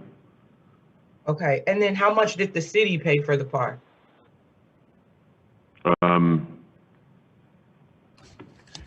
There were 5 blocks that, well, Ryan acquired the property, but with the financing through the city, and I think there were 5 blocks owned by the Star and Tribune, and they paid approximately $8 million a block. We got 1 2/3 block. So the acquisition of the land was about $14 million. Maybe our planning staff would know. I believe the city put another equal amount into it. So the city probably put about $25 to $30 million into the park to acquire the land, build it out, and do the work on it. I think that would be an approximate number, 25 to 30 million. Okay, Council Rice, I'm sorry if I asked you a question that wasn't for you. If there's any other staff that have better answers, I mean, I'm satisfied with that answer, but if there's a different answer, I'll also take that. it was a lot of money. Okay, thank you. Chair Forney, this is Assistant Superintendent Schroeder. I can confirm that the capital improvements cost between 14 and 16 million dollars for what we see out there today.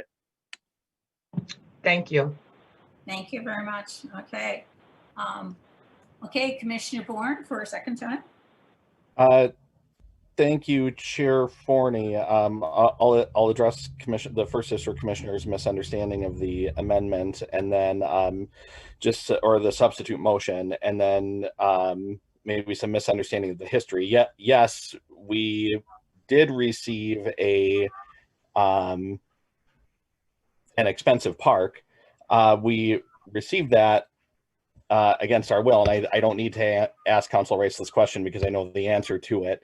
The Minneapolis Park Board is the only entity in the city of Minneapolis that has the authority to maintain, own, or operate or construct a park. So the city of Minneapolis probably should not have constructed a park illegally without having a legal agreement with us, which a series of lawyers and judges have said was illegal. What I'm looking for to alleviate the confusion of the First District Commissioner is the inverse of an agreement that came to the Minneapolis Park Board. So I don't care who pays $142 for the lease as long as it's not the Minneapolis Park Board.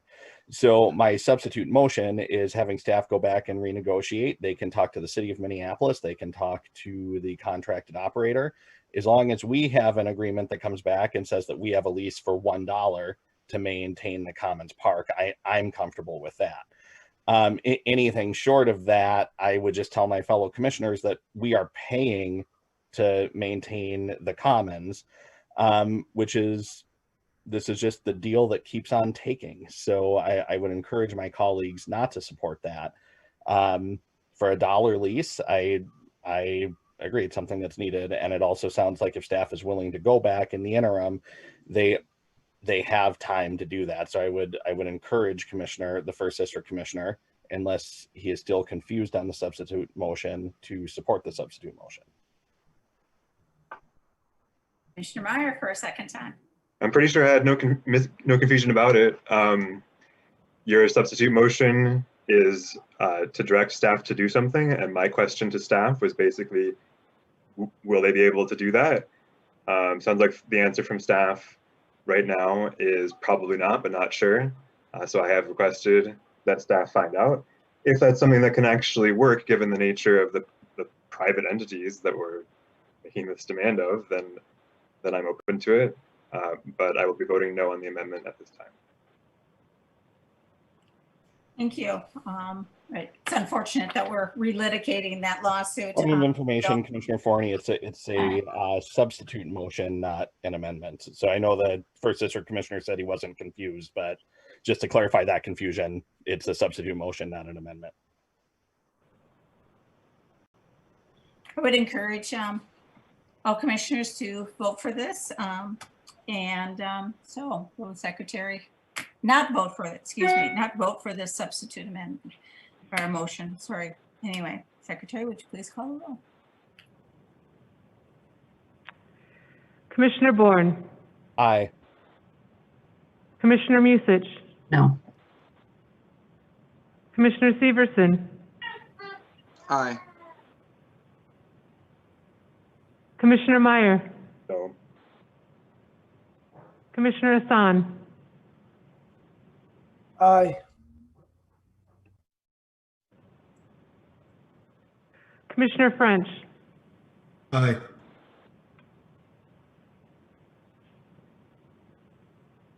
Oh, my apology. It should have been Vice Chair Hassan. Vice President Vita. No. President Cogill. No. Chair Forney. No. You have 4 ayes, 5 nays.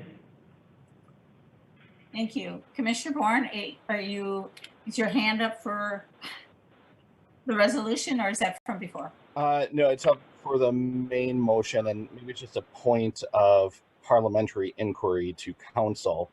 And I'm not speaking to the motion. Council, this is in committee. There are 9 members of the committee present this evening. This is a lease. How many votes does this need tonight to get out of committee?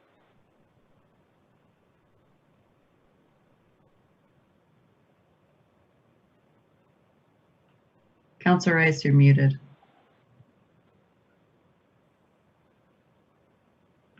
Madam Chair, Commissioner Bourne, it would take 5 votes to move this out of committee this evening. Thank you, Councilor Rice, but it will require 6 votes when it comes to the full board. That's correct. Thank you. Commissioner Bourne, Madam Chair.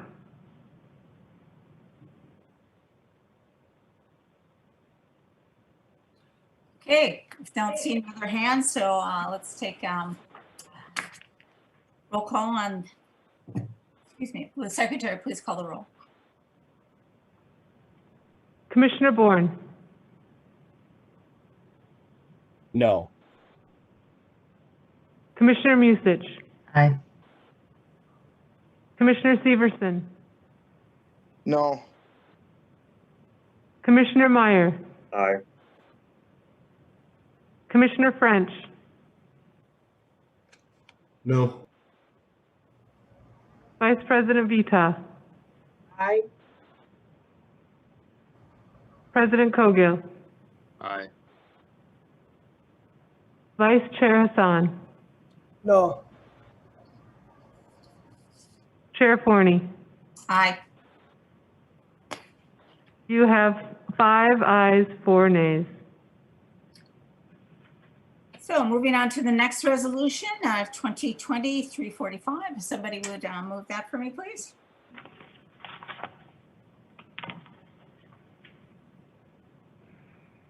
Okay, a resolution authorizing the Minneapolis Park and Recreation Board to enter into an agreement for a lease with ABM Industry Groups, LLC, ABM, with consent and permission of the City of Minneapolis and such leased property located at the Jerry Hoff Municipal Ramp 424 South 4th Street, Minneapolis, Minnesota 55415.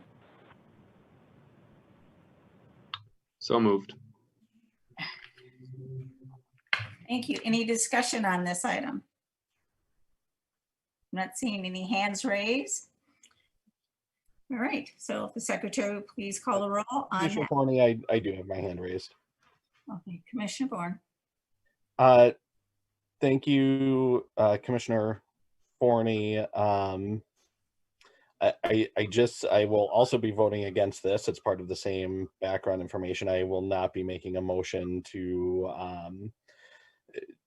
just for the benefit of speed, I think I know how it will go. I won't be bringing forward a motion to direct staff to renegotiate this, but it's the same piece. It's also a little, this really illustrates one of the challenges with public-private partnerships. We're talking about the city of Minneapolis.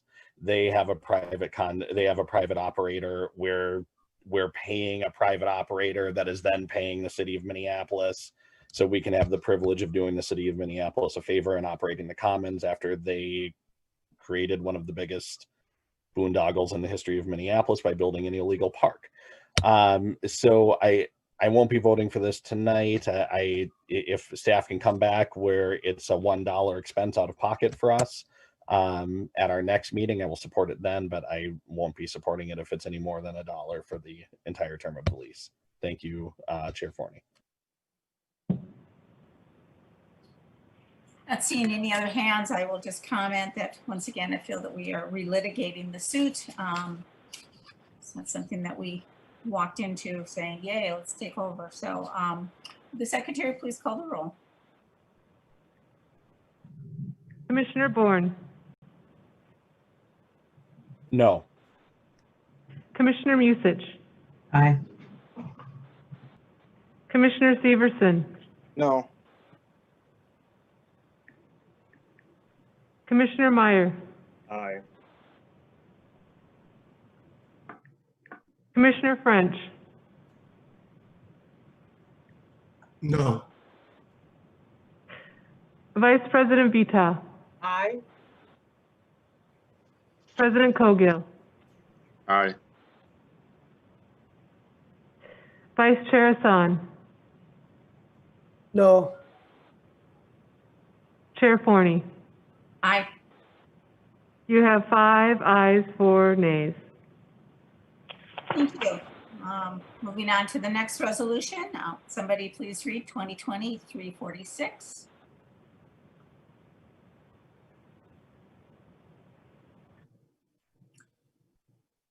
Okay. I will can read. do that for you, Commissioner Forney. I'll move resolution 2020-346, a resolution approving lease agreement with Katrina Ann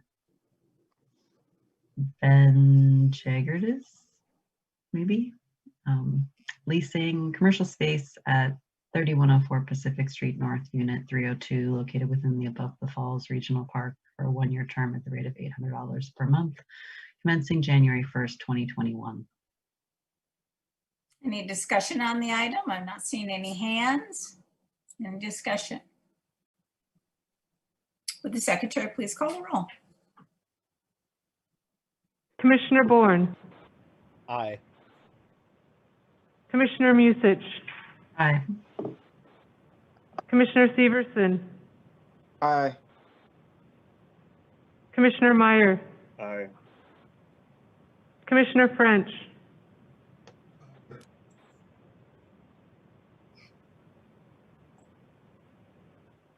Commissioner French, was that an aye? Okay. Vice President Vita, Aye. President Cogill,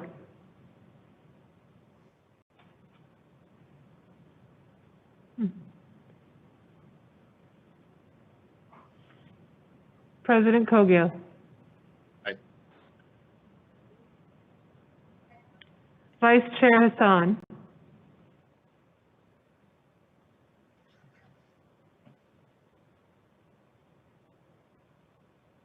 Vice Chair Hassan,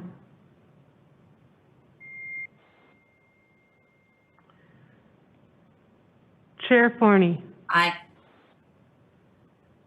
Vice Chair Hassan. You have 8 ayes, 1 absent. Thank you. Moving on to the next resolution, 2020-348. Go ahead. Somebody move it, please. I can move I that. said I'm having some technical problems, Jennifer. Okay.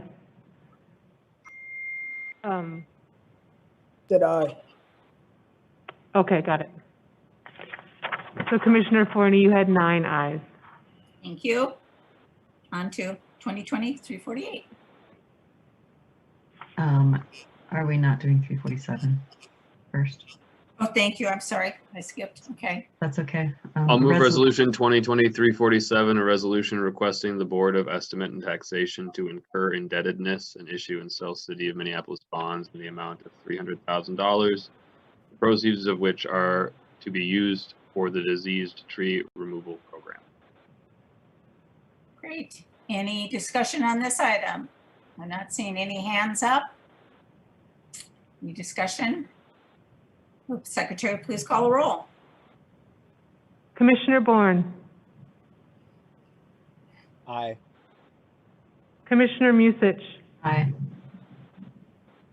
Commissioner Severson, Aye. Commissioner Meyer, Aye. Commissioner French, Aye. Vice President Vita, President Cogill, Aye. Vice Chair Hassan, Aye. Chair Forney. Aye. You have 9 ayes. Thank you. Moving on to resolution 2020-348. Somebody please read that one. I'll move resolution 2020-348, a resolution requesting the Board of Estimate and Taxation to incur indebtedness and issue and sell City of Minneapolis bonds in the amount of $10,500,000 for certain purposes other than the purchase of public utilities with the full text of the resolution as amended and attached. Thank you for noting that. Any discussion on this item? Oh, Commissioner Bourne. Thank you, Chair Forney. I just have, I think this is to Director Wiseman, but just an order of operations question. Director Wiseman, this is effectively to fund the CIP. If the board passes the budget with an amended CIP, how does that impact the resolution we're sending forward now? And if there's an amendment to the budget, if there's an amendment to the CIP, I'm assuming staff will make that correction between the committee and the full board. Chair Forney and Commissioner Bourne, that would be correct. Okay, thank you.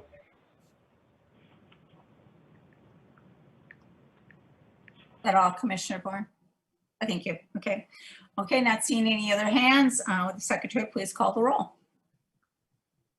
Commissioner Bourne, Aye. Commissioner Musich, Aye. Commissioner Severson, Aye. Commissioner Meyer, Aye. Commissioner Hassan, Vice Chair Hassan, Aye. Commissioner French,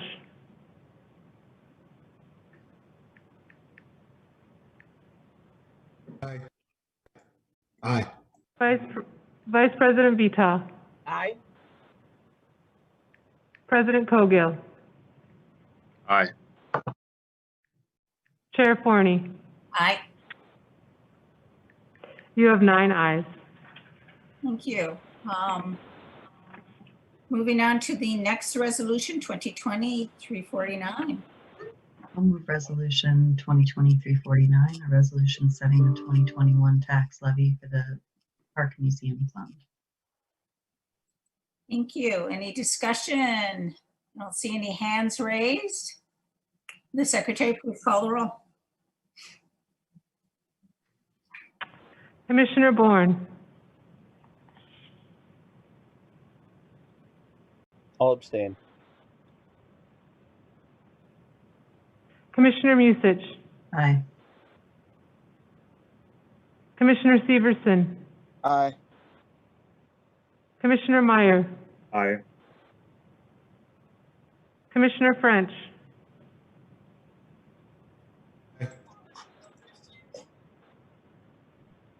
Vice President, thank you. Vice President Vita, Aye. President Cogill, Aye. Vice Chair Hassan, Aye.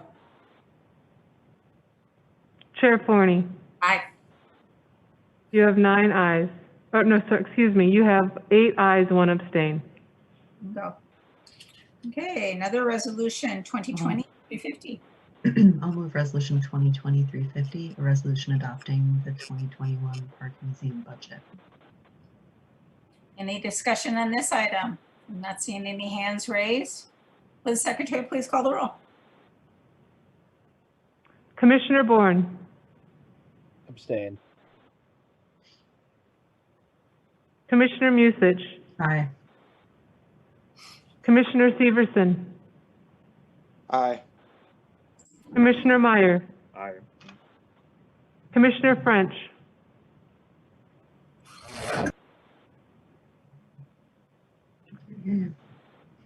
Vice President Vita, Aye. President Cogill, Aye. Vice Chair Hassan, Aye. Chair Forney. Aye. You have 8 ayes, 1 abstain. We have only 2 more action items, resolution 2020-341, or 351. I'll move resolution 2020-351. It's a resolution setting the 2021 tax levy for the Minneapolis Park and Recreation Board. Any questions, any discussion? Commissioner Bourne. Thank you, Chair Forney. I will not be supporting this as I didn't the last time it came up.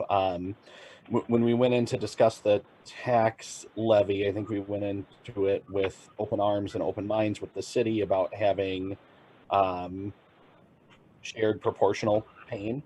And that's not what I'm seeing between the city's budget and the park board's budget. This is historically one of the most disproportionate levies. I think it's the most disproportionate levy I've seen in my entire time. It might be one of the most disproportionate levies in a generation between the city and the park board. So I will not be supporting this evening. It just really underfunds our parks, it underfunds our youth, and it's really unfortunate that we're sitting at such a disparate level with the city and the park board right now.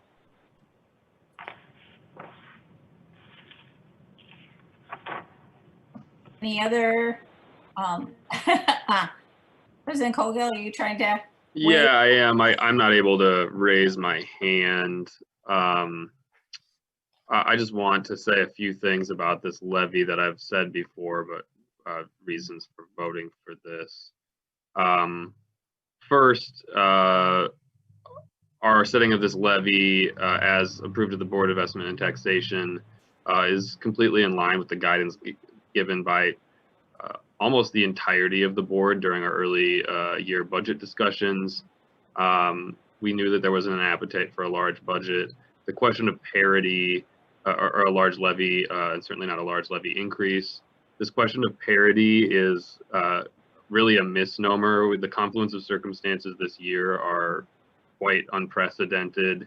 When you look at the city of Minneapolis's budget, the idea that there's not parity between our budget woes and the cities is ludicrous. I mean, look at how substantial the hit is that they've taken on sales taxes just alone, and the fact that they're going to be feeling that for years to come in a way we're not, because of the fact that much more of our general operating is coming from property taxes. And as we see still, fortunately, more and more apartment buildings and other construction coming online in the city, we're in a good place to have modest levy increases, if not somewhat larger levy increases, and not see a hit to the bottom line of taxpayers, property owners in this city, by and large.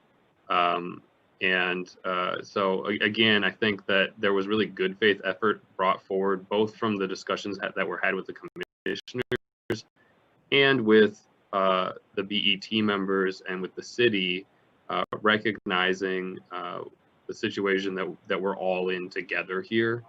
And I think that's also reflected in the budget, which we'll get to in a moment. So I encourage support of this. I think it's really an unfortunate narrative to be, and kind of cruel narrative to be spinning in a year that all municipal services are struggling from a confluence of circumstances that are hitting us all in the enterprise in different ways. Thank you, President Colgill. Not seeing any other hands. Will the secretary please call the roll? Commissioner Bourne, No. Commissioner Musich, Aye. Commissioner Severson, No. Commissioner Meyer, Aye. Commissioner French, No. Vice President Vita, Aye. President Colgill, Aye. Vice Chair Hassan, No. Chair Forney. Aye. You have 5 ayes, 4 nays. Well, we saved the best for last. Okay, resolution 2020-352.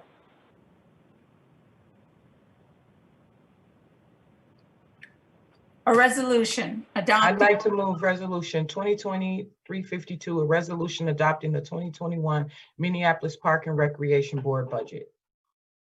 Thank you. Commissioner Musich, Thank you, Chair Forney. I'd like to propose an amendment to the budget to add a goal for the Planning Division to identify at least one project or a package of projects for the bonding bill to accelerate implementation of resiliency projects for parkland being impacted by climate change. That's an amendment. It's an amendment, yes, to add a goal. If it's supported in committee, I'll work with staff on identifying milestones for that goal. Okay, any discussion on that amendment? I'm not seeing any. Will the secretary please call the roll on the amendment? Commissioner Meyer, Aye. Commissioner Bourne, Aye. Commissioner Severson, Aye. Commissioner Cogill. Aye. Cogill. Aye. Vice President Vita, Aye. Commissioner Musich, Aye. Commissioner French, Aye. Vice Chair Hassan, Aye. Chair Forney. Aye. You have 9 ayes. Commissioner Musich, you have another? I do. I have a second amendment to make. I would like us to take action to amend the 2021 general fund expenditure budget by adding a design project manager position, which is an increase of $108,300, increasing the vacancy savings amount by $48,300, and increasing the general fund revenue budget for associated project chargeback revenue by $60,000. Looking at the accounting for that, it results in a net zero impact to the budget. Thank you. I don't see any hands raised on that. Wonderful for that clarity on that. I appreciate it. Will the secretary please call the roll? Commissioner Meyer,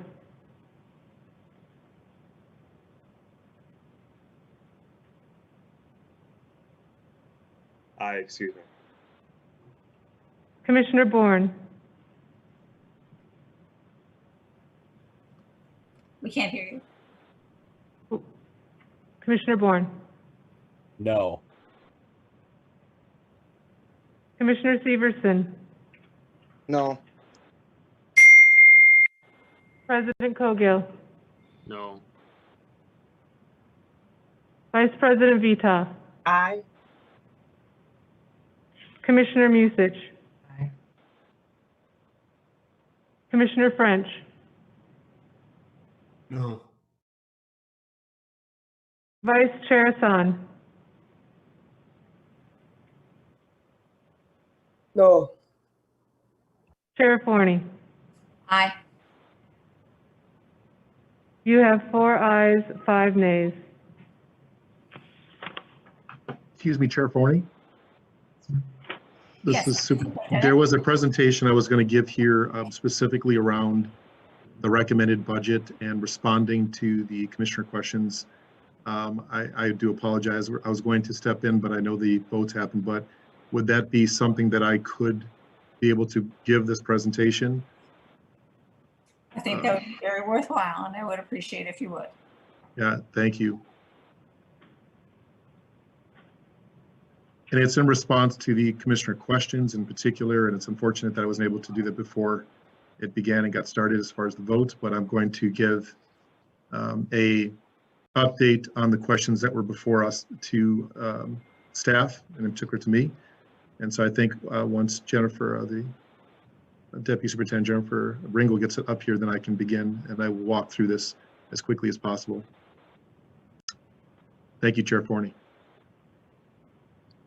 So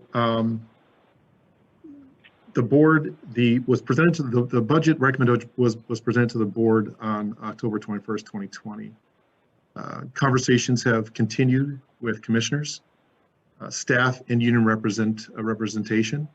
I'd like to summarize what we've heard during the November 18th board meeting. One of the questions that were brought up was Historic and Iconic Homes Fund. The Historic and Iconic Home Funds was denied last year. It was concerned about the optics around the investment now at this time.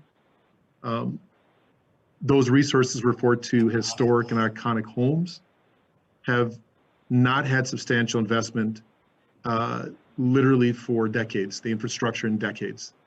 Our homes continue to be a NPRB asset, and suggesting that the organization has an obligation to perpetuate those buildings.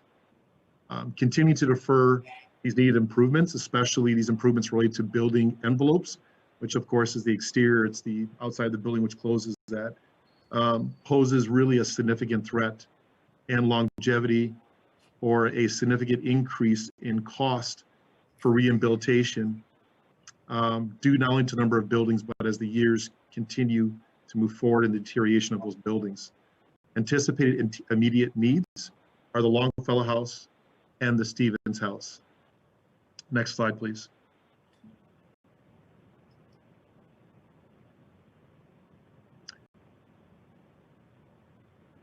So planning division staffing levels, which I know was just discussed.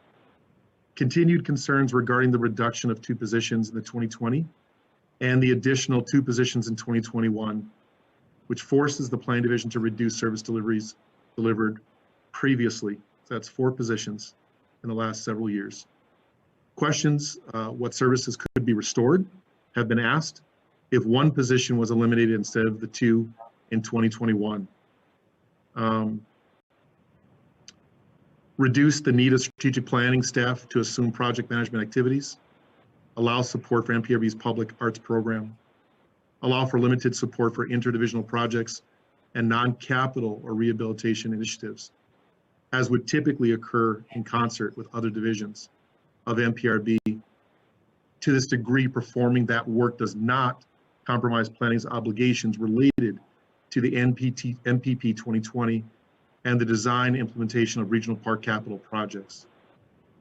Restoring the planning position allows for more rapid implementation of master plans now in place for the entire neighborhood park system. And it brings new facilities to Minneapolis parks, including some never seen or never before, but high demand facilities like pickleball courts, skate parks, NTB trails, pump tracks, and bike skills course. It's again unfortunate that I was not able to state this earlier before the vote. Next slide, please. Grant and donation administration.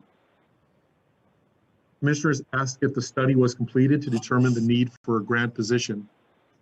Due to the COVID-19 spending freeze, the assessment of the philanthropic and government grant landscape that was authorized through Resolution 2019-407 was not completed as intended.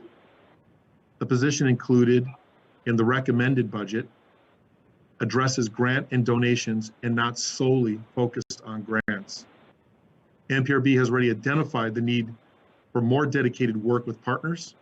I've had those discussions, and donors, and had assigned really over the last 16 months those duties to existing staff. As part of the reorganization, those duties would be assigned to the grants and donation position. The support of this position, the tracking and coordination fits well with this work and would be in addition to the work with partners and donors to leverage more investment towards my 6 pillars or the superintendent's 6 pillars. Additionally, the positions will assist with developing new donor programs, and it is very likely that the assessment is, when the assessment is completed, there may be contractual needs in the grant area. Next slide, please. The park keeper training programs should do both, and the park keeper trainees and conservation corps crews and things that we can't cut current positions and receive conservation corps crews. The 3 park keeper training positions are preserved in the recommended budget funding for the Conservation Corps is maintained in the recommended budget, and the Conservation Corps funding is neither dependent nor contingent upon the park keeper training program. Park keeper trainings are MPP 20 funded positions and shouldn't be cut. That's the question. The MPP 20 ordinance outlines the property tax increase as an amount that shall be used to increase funding for general operation of the neighborhood park system and not to supplant other operation fundings in the neighborhood park system. There is not a requirement how this money will be allocated, whether it is staffing or operating costs. And also over the 20-year commitment to the funding adjustments, it'll be made and to align services and budgets based on budget constraints, improvements to processes, systems, or technologies. In 2021, the NPRB did not receive a property tax increase to support the current service level of operations, and adjustments were made to MPP 20 operations as well as other operations. NPRB tracks the MPP 20 annual budget and provides the MPP 20 annual report to the board and city council. Next slide, please. Field rentals and swimming lessons fee increases. There was a concern about the youth fee increases for field rentals and swimming lessons. So if you look at field rentals, permit fees have not been increased in more than 5 years. Proposal is to increase each fee by $5 an hour for 2021, which for youth is proposed to go from $10 per hour to $15 per hour for community fields courts, from $55 to $70 to $60 to $75 for premier fields. Typically, these rentals are predominantly made by traveling youth organizations. Youth traveling organizations charge between $700 to $1,900 per player to participate in the traveling leagues. NPRB is charging less than surrounding cities through our market analysis and research, and NPRB park teams use these fields at no cost. Swimming lesson fees. Swimming lesson fees have not been increased in 7 years and are quite below the industry average. Proposed is to increase indoor lessons from $5, which are 4 lessons, from $28 to $33, and the summer lessons by $10, which is 8 lessons, from $55 to $65. Our swimming lessons, scholarship funds provide all but $5 of the fee, and in 2019 we had 50% of the lessons received scholarships. New grant fundings received that adds approximately 500 scholarships to the scholarship fund, and this fee increase would impact only those who can afford to pay for swimming lessons. Next slide, please. Direct services to youth. The question was to reduce resources to reduce violence on North Side and prioritize youth on the North Side. We clearly, staff, have heard and agree with this concern and need. There's no question. Recommended for us to go forward, which we'll talk about, is to address these issues when the board discusses and makes decisions regarding the 2020 budget surplus in January of 2021. Staff would bring forward a plan for funding and request at that time. And we would give a very comprehensive understanding of what is required and needed for North Side, whether it's intervention or prevention, and how we look at that, because they mean very different things. And we would put resources and absolute effort into that because we are clear that those are a priority and are needed. Next slide, please. General fund excess fund balance. So the question was spending more money in the recession. So we utilized the general fund excess fund balance for specific items. Recommended the board, really at this point, we recommend the board address the excess fund balance in January 2021 when final revenue and expenditures are known. NPRB's financial management policies recommends the general fund minimum balance should be maintained at 5% of budget expenditures, which would be about $4.5 million based on our 2021 recommended budget. NPRB's financial management policies, as well as our financial best practice, recommends the general fund excess fund balance should be allocated to one-time costs and/or projects. So funding ongoing operations with fund balance does not eliminate the issue, but pushes it out to be dealt with in future years. A current example that we can give you is to move the two positions out of the operating budget and the use of our general fund balance for those positions during the adoption of the NPRB 2020 annual budget. For the 2021 recommended budget, one of those positions is funded, which required cuts in other areas. The second position was not able to be funded and has been eliminated. So the commissioner initiatives that could be funded with the general fund excess fund balance is the North Side investment in youth and violence prevention and the 2021 parkway closures. Next slide, please. This last thing again goes down to December 9th, 2020, the virtual meeting. So we'll have, prior to the adoption with the truth and taxation public hearing on tax levy and budget. And that'll be before us. And then of course, we will then switch to the adoption of our MPRB 2021 tax levy and annual budget. Of course, they'll be virtual. With that, I will turn us back to you, Chair Forney, and thank you for giving me the time to address that. And I do apologize. As the meeting began, I tried to get in there, but thank you for giving me the time to do that. Oh, those tech gremlins, wow. So no, thank you very much, Superintendent. I think this has been very helpful for us all to understand better, your proposed budget. And, oh, I lost, anybody else had, oh, excuse me. Okay, Commissioner Bourne, your hand is raised. Thank you, Chair Forney. I have a series of shorter questions and then a series of amendments. Commissioner Forney, how would you like to best handle those? Ask your questions.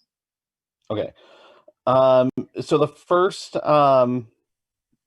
question that I noticed was the addition, but I think that these were actually movements of the addition of 2 event coordinators. And I'm just wondering, with the high likelihood of such limited events next year, how much this was going to cost, and if we could just kind of walk through a little bit the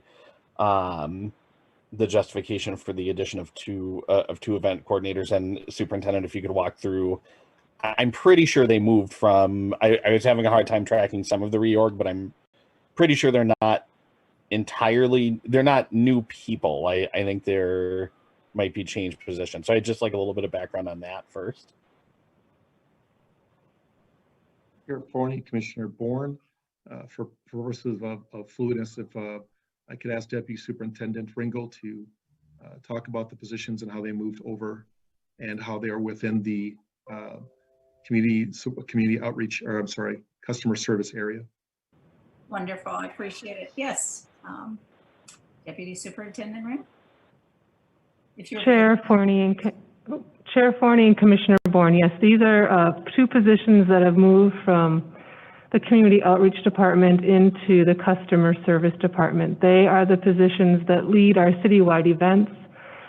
Things that are included in citywide events is for example, the Awamni Festival that is actually occurring online virtually right now throughout the whole month. So you can see all kinds of ways that they have adapted the work that they're doing in the virtual setting. They also are the same group who put on a virtual concert series this summer, which included several recordings here in the boardroom of local bands to be able to put out on our website so that we could still be doing some of those items. They also brought to us the drive-in movie series. So they've been doing a lot of work around innovating. They are existing employees.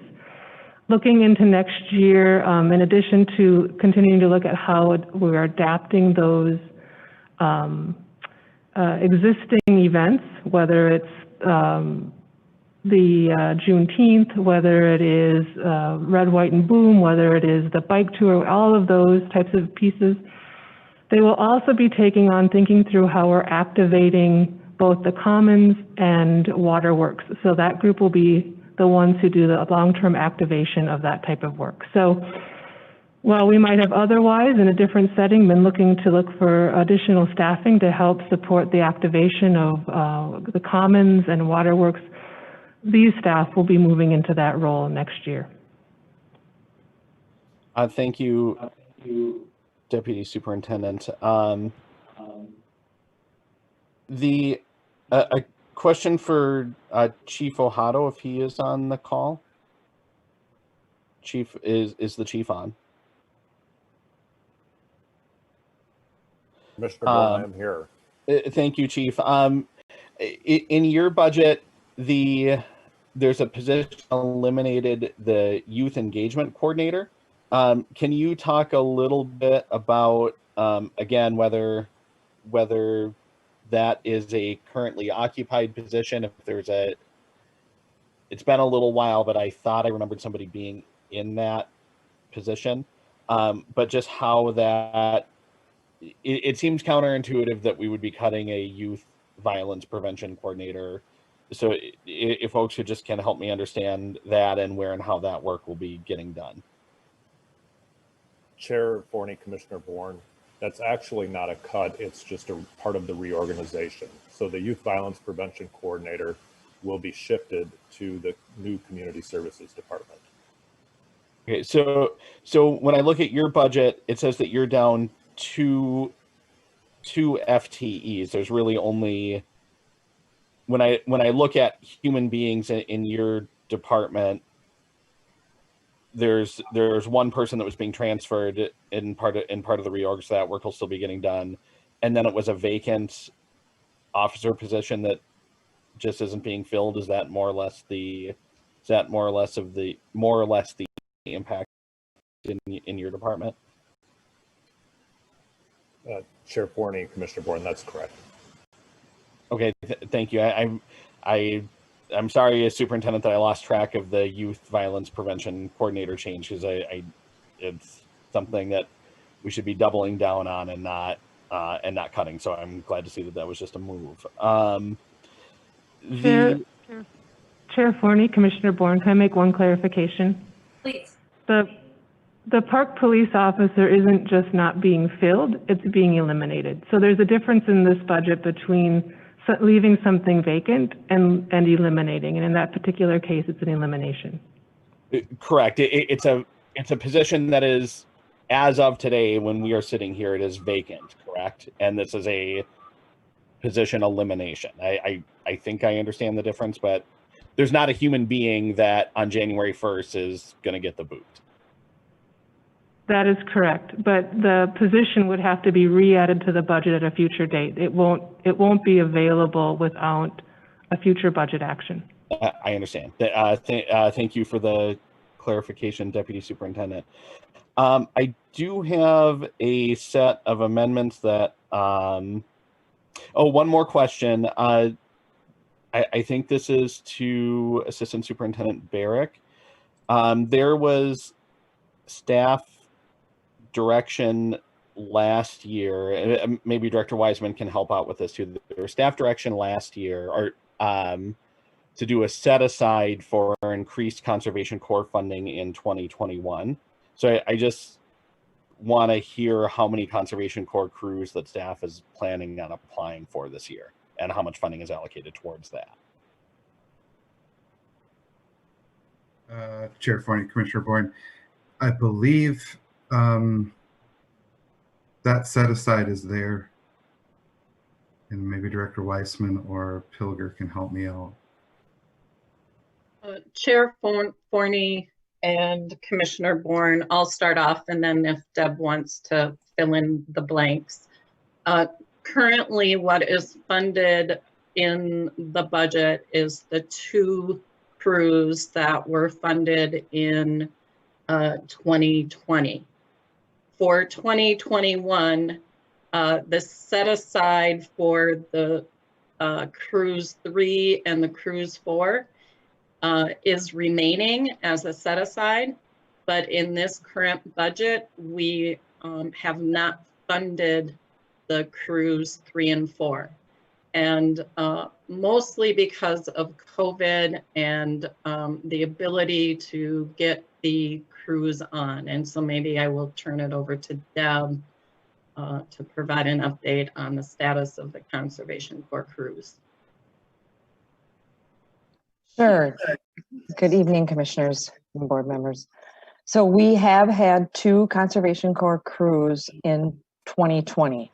We did have a later start date with just 1 smaller crew in May due to COVID, but in June we were able to add several more members and actually kind of had a larger number than we've had in years. I think we had a total of 9 Conservation Corps crew members working for us in June into the fall, and then that crew size has been reduced in September and October down to 1 crew of 4 to 5, and then another crew that we are sharing with St. Paul. So thank you, Director Pilger. So just so I understand, so the direction was to add one-time funds this year for a 3rd and 4th crew. Our current service level provided for 2. The current service level is still there. The board still has a standing directive for a 3rd and 4th crew from a resolution that passed last year, but that's not in the budget. That is correct, that there was not an addition to the current service level budget for a 3rd and 4th Conservation Corps crew for budget year 2021. So the one-time funds are, I want to make sure that I'm asking the question the right way. Maybe just let me ask it this way. How Conservation Corps crews start in May, applications are happening like around now. How many crews are being applied for? We are planning to have 2 crews again in 2021, which would be the current service level budget. Okay. Superintendent, the board's last piece of direction on that was to have one-time funds set aside for 2021 for a 3rd and 4th crew. So I don't know if we would need a separate resolution to confirm that staff is going to do what they received direction to do. I'd like to hear from the Conservation Corps that they can't field that many crews before we decide not to apply for them, because the money was directed for that specific purpose. And Superintendent, I just want to draw your attention. You and I have had this conversation before too about the end of year commissioner amendments tend to be higher profile things and board directives, and that was a pretty clear board directive. So I'm moving forward assuming that we will take those set aside funds and we will apply for those crews unless the Conservation Corps says that they don't have the capacity to do it.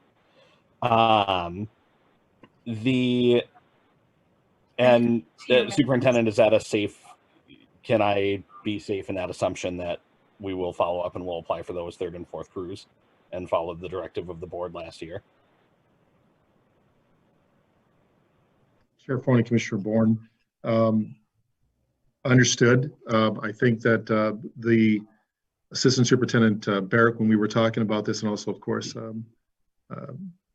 Deb, we were talking about the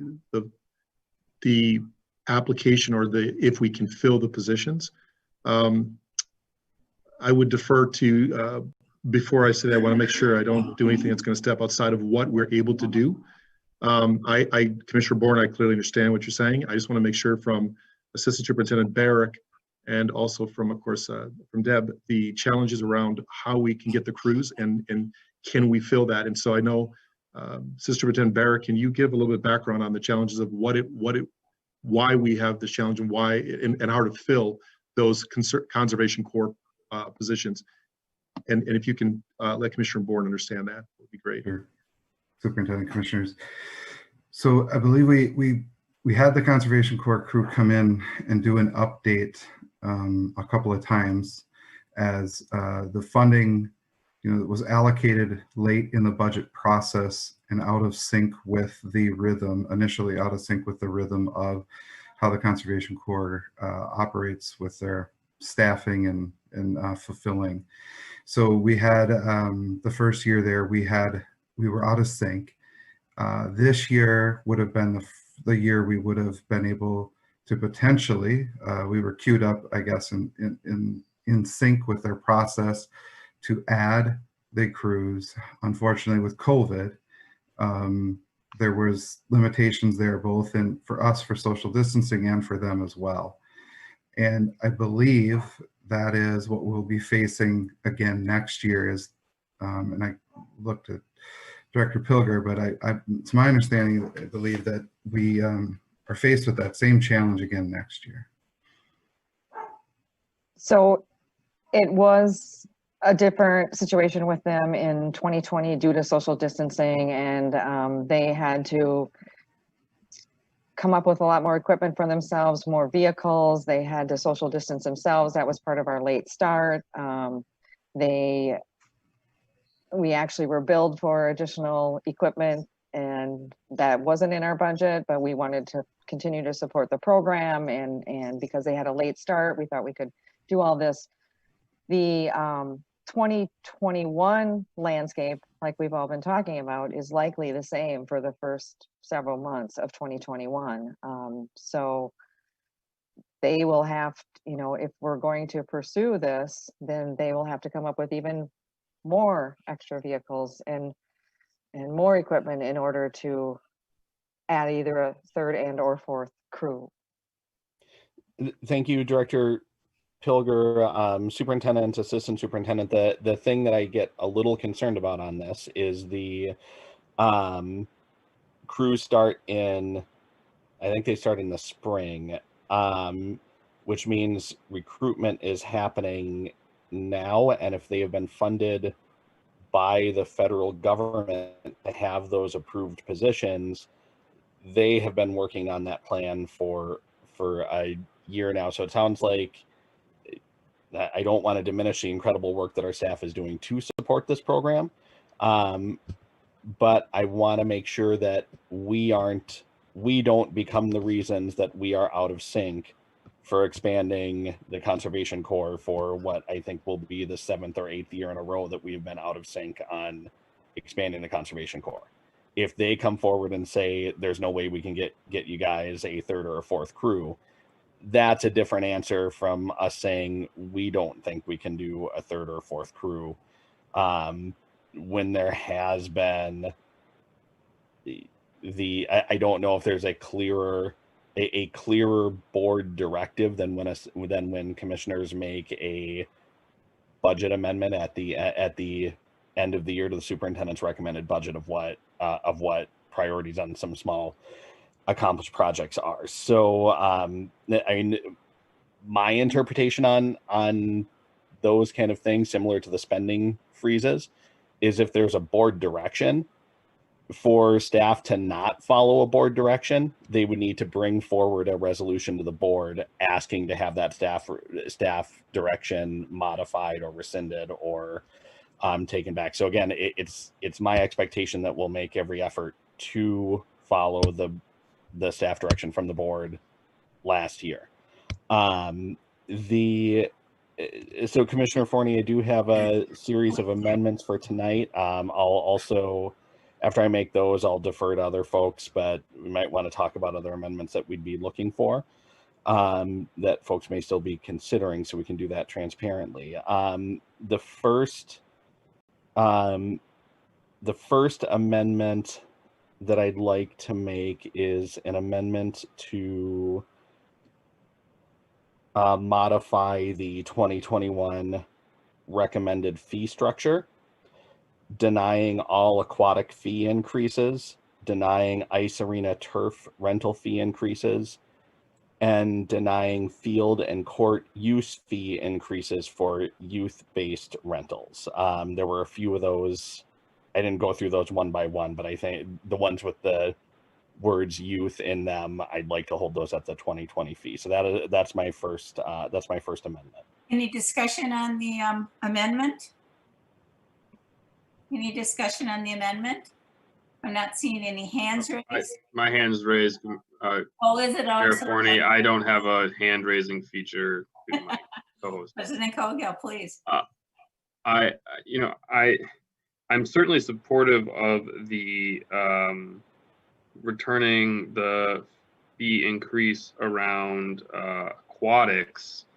My concern on all of the fee increase changes is that they are needed on the rest of the budget to ensure we have a balanced budget. And so I would like to know if Commissioner Bourne has accounted for that in his other amendments, or I'm just not seeing how this fits, or if that's just not a consideration. I can address that, Chair Forney. Please do.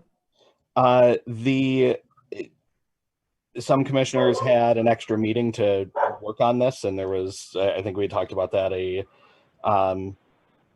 a mistaken violation of open meeting law when the Admin and Finance Committee had a whole extra cycle to work on the budget. And I'm just being appointed to this committee now. It would be my intent that staff can prepare what the cost implications on that. On the fee increases, I would expect them to be relatively nominal this year, considering that a lot of them are field related, and we're still slowly working our way back into how to use fields safely. But it would be my expectation that staff could come back when we adopt the entire budget with what we would need to offset that. We can look at that in January when we look at one-time fund balances, or we can also look at a set of amendments when we approve the full budget. But right now, I just want to state the board's values that, or the commissioners that don't support increasing fees to lifeguards and increasing fees to youth activities, that does not pass in the budget that's coming forward for us to vote in. So my amendment does stand as it is. Commissioner Meyer. Yeah. So I just want to expand on what was presented in the superintendent's presentation, because I had a conversation with Director Wiseman about it today. Like I said at the last meeting, I do believe that we should not be increasing our reserve fund during a recession. But she asked that we wait until January, and the reason that she gave that I didn't see mentioned in the superintendent's report is that we're not going to know what the property tax revenue is until then. Because of that, I'm persuaded that we should wait until January to figure out how much revenue we're actually going to get. They're projecting 97% of the property taxes will actually be paid, but it might turn out to be lower or higher than that. Once we have those numbers, then we can make a revision to reduce fees or restore the cuts or spend on other priorities. I think in the meantime, though, if there are amendments to bring forward at this point, we should try to be balancing them. Not knowing how large of an item this is, I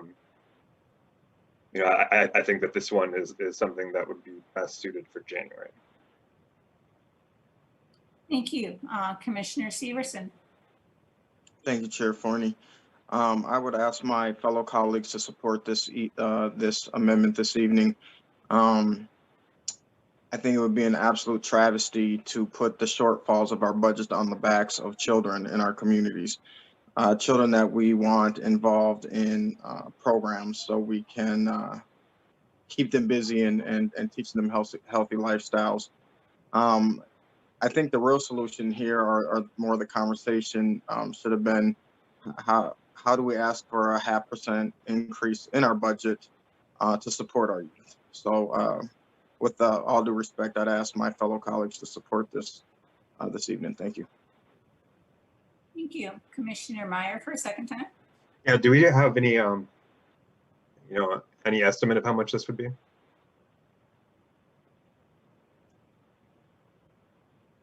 That's a question for Director Weissman. Dr. Wiseman or Commissioner Bourne, if you have that information. Chair Forney and Commissioner Myers,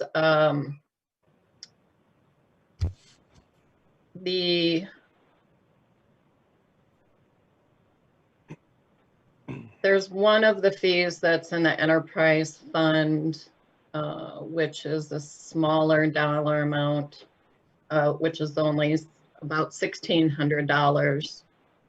In the general fund, the fee increases are for the permitted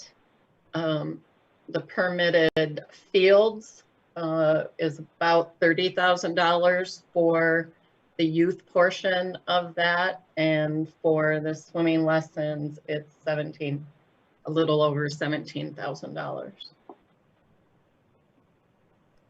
Thank you for that information. Great. Not seeing any other hands up and everything. I'd like to have the secretary call the roll on this amendment. Commissioner Meyer, Abstain. Commissioner Bourne, Aye. Commissioner Severson, Aye. President Cogill, Aye. Vice President Vita, Abstain. Commissioner Musich, No. Commissioner French, Aye. Vice Chair Hassan, Aye. Chair Forney. No.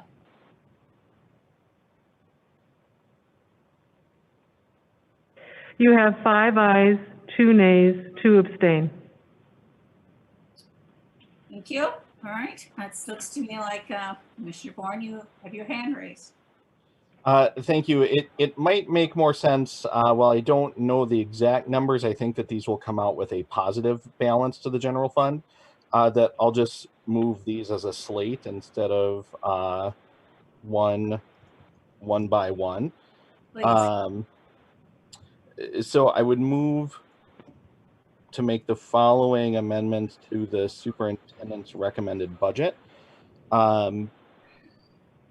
Eliminate the grant writer position, eliminate the archivist position, restore the NPP 20 trainee positions to their 2020 levels, eliminate the historic home fund, restore the reduced gardener, and transfer any remaining positive balance to the park amenity fund, and take any negative balance from one-time fund reserves.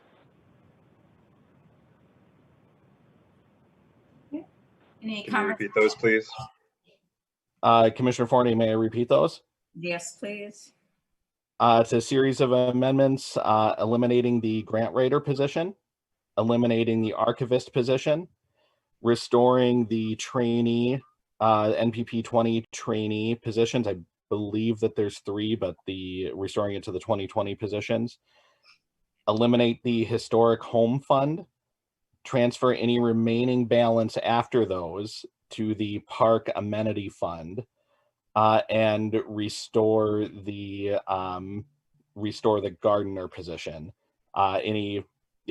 Transfer any remaining positive balance to the park amenity fund, fund any negative balance from estimated reserve funds for this year. Any discussion on those amendments? I'd like to separate all of the amendments and consider them all individually. Okay.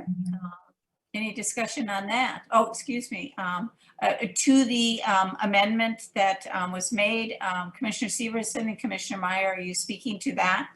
To what? Yeah, that was, thank you, President Kogo. That was my same sentiment. Thank you. Okay, Commissioner Meyer, are you speaking to President Cogill's amendment?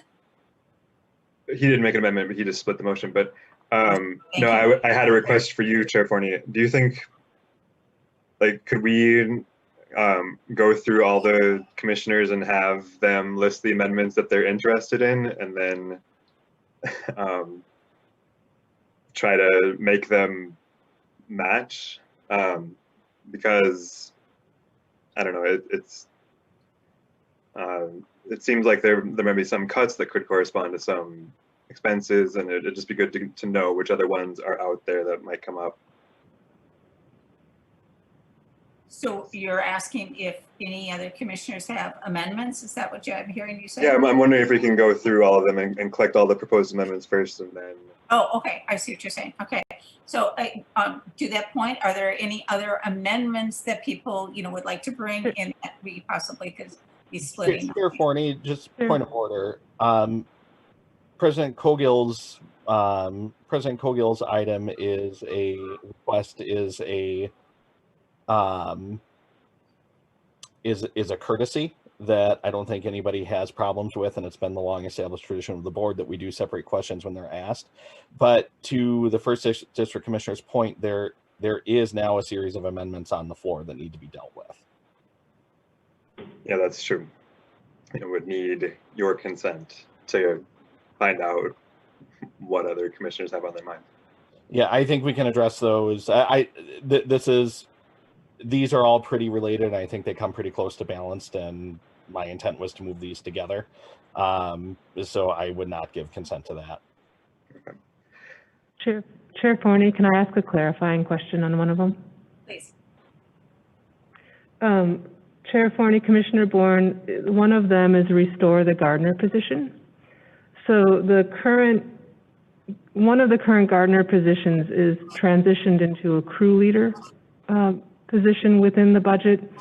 So restoring a gardener position, are you suggesting adding a gardener position, or are you suggesting not doing the crew leader? Thank you, Deputy Superintendent. I'm following the superintendent's recommendation to add a crew leader, and I'm moving to restore the gardener. So it would be a net increase of one human being. Thank you. Okay, so if I understand correctly, we are not separating out the amendments? No, I think we are separating out the amendments, Chair. That's a point of courtesy from the president. Okay. All right, so we are separating out the amendments. So let's take each one of them with discussion. Unless Commissioner Meyer, was there something you wanted to say? Yes. Oh, okay. Yep. So I assume that the first one, I believe, was to eliminate the archivist. I oppose that. I think we should keep the archivist. We have reduced the hours of the archivist substantially, but I still think we should keep it we have. I forget exactly what fraction of a position it is right now, but I think it's important that we maintain our records properly, so that they're accessible to us, and I think that is a good investment to keep making. Actually, the grant writer was first, but we will address the archivist since you already brought that up and everything. That's okay. Okay, so is there any more discussion on the archivist specifically? Does anybody else have any more discussion on the archivist? Chair Forney, I do have my hand up, and it's my motion. Okay, no, I didn't know if it was from before. Thank you, Chair Forney. To the archivist position, and I think that there are some valuable services that position does provide. In an incredibly difficult budget environment that none of us wanted to be in, I do have some alarm over the preservation of administrative staff at the expense of some frontline positions, regardless of how any of us feel about any of those frontline positions. I think the amount of records that we have, the archivist, the reason why those hours have been reduced is because the previous people in those positions for a number of years have done some incredible work archiving our archives. And I think we can revisit that position next year and have it be a position that is at when we're out of this financial crisis, and whoever comes into that role next year will have we have a meticulous secretary now. We have a meticulous board assistants, superintendent assistants, and counsel. So the records that we will be producing between now and next year, when we can revisit that position, revisit that administrative position, so we can preserve frontline positions. I think we will do a fairly good job of, just by some of the processes that have been put in place and some of the expanded additional support structures that have been put in place over the years. So I think that this is a very similar to, as the deputy superintendent described, a position that could be asked for again in the future.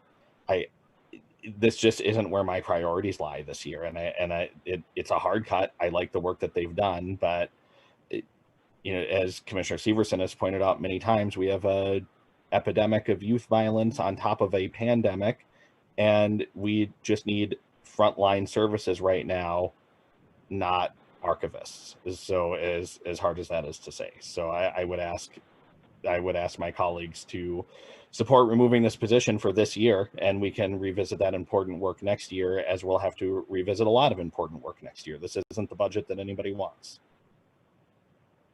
Chair Forney. Yes, go ahead, please. Chair Forney, Commissioner Bourne. Let me just maybe provide a little additional context. Commissioner Meyer had asked what percent of FTE is the archive position, sits at 0.5%.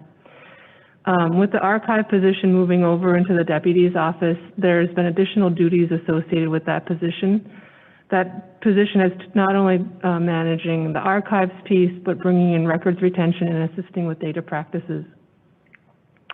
This year, we have a record number of data practices, and some of the most complicated ones I have seen in my tenure of observing data practices. At this point, we have over 120. Some of them have 6,000 to 10,000 emails that need to be reviewed as part of those data practices. So while this position had previously been primarily an archive type role, it has taken on significant additional duties. I just wanted to make the board aware of that. Very, very helpful. Very helpful. I appreciate that. Commissioner Severson. Thank you, Chair Forney. So from my understanding, we're going to make a decision about tough cuts on some of these staffing positions to support frontline positions that will support our parks and kids. Am I understanding this right? We are speaking specifically to the archivist. Correct, but am I understanding that we're going to possibly make these tough cuts with such as the archivist to support youth violence prevention initiatives in North Minneapolis? Would that be correct? Commissioner or Chair Forney, Commissioner Severson, are you asking the motion maker, or are you asking me? I'm asking the motion maker. Chair Forney, may I respond? Please do, because it's not articulated earlier. Thank you. Thank you, Chair Forney. I respectfully think that it is clearly articulated, Chair Forney, and yes, Commissioner Severson, these were all presented as a slate, and at President Cogill's request, we've divided them, but these passed together absolutely fund our frontline positions, and preserve some positions that wouldn't be out tending to our parks otherwise. And this is at the expense of some administrative costs, yes. Thank you. I just want to go on record that I did understand Commissioner Bourne's, he did articulate it clearly, is what I'm trying to say, Chair Forney. I just wanted that to be on record for the public. Thank you. Thank you. Commissioner French, I believe. What's next? Can you lay out some of the extra duties that archivists have taken on since the initial hire? You said there was extra tasks that archivists. Can you name some of those? Chair Forney and Commissioner French, thank you. So as an organization, there are several things that we're mandated to do. One of them is to fulfill data requests. So when we receive a request, we don't have an option to do that. We have to find the resources in order to complete that data request. We also have requirements to follow records retention schedules and make sure that we're retaining information at the appropriate time frame. And by not doing that, you might retain information at too long or too short of a window and then put your organization at risk. With the increase in data requests and the need to focus more clearly on our records retention, the archivist has pulled in duties on both of those aspects as part of that role. From my understanding, the archivist hasn't been a long-term, it hasn't been a position that's been at the park board for a long time. How long have we had an archivist at the park board? Chair Forney, Commissioner French, I might need to rely on Director Wiseman. So in my time at the park board, we've had different time periods where we've had archivists and different time periods where we've done that through consultant contracts or through grant type contracts. The archivist being in the deputy's office, this is the second year that we are in that, and Director Wiseman can correct me if I'm incorrect on that. But in moving it into the deputy's office is when we began the transition to these additional roles, that it wouldn't be purely the archival role. So those extra duties that the archivist, I'm sorry, were you done, Secretary Ringo? I'm sorry, I didn't mean to cut you off. Were you finished? No, I'm complete. Yep. So these other duties that our archivists have, taken upon themselves to fill these extra tasks, who were doing those who were doing those tasks at the time when we didn't have an archivist, or if we used an outside vendor or something like that? Who at the park board was doing that, and could they possibly take those duties back over again if we reduce the hours of our archivists? Chair Forney, Commissioner French, very good question. So data requests has floated in a few different areas. John Goodrich, Emily Russo, myself, legal counsel have all played roles in completing data requests. It is most typical that we might receive somewhere between 60 and 80 data requests in a year. At this year, we're at 120 data requests and still counting.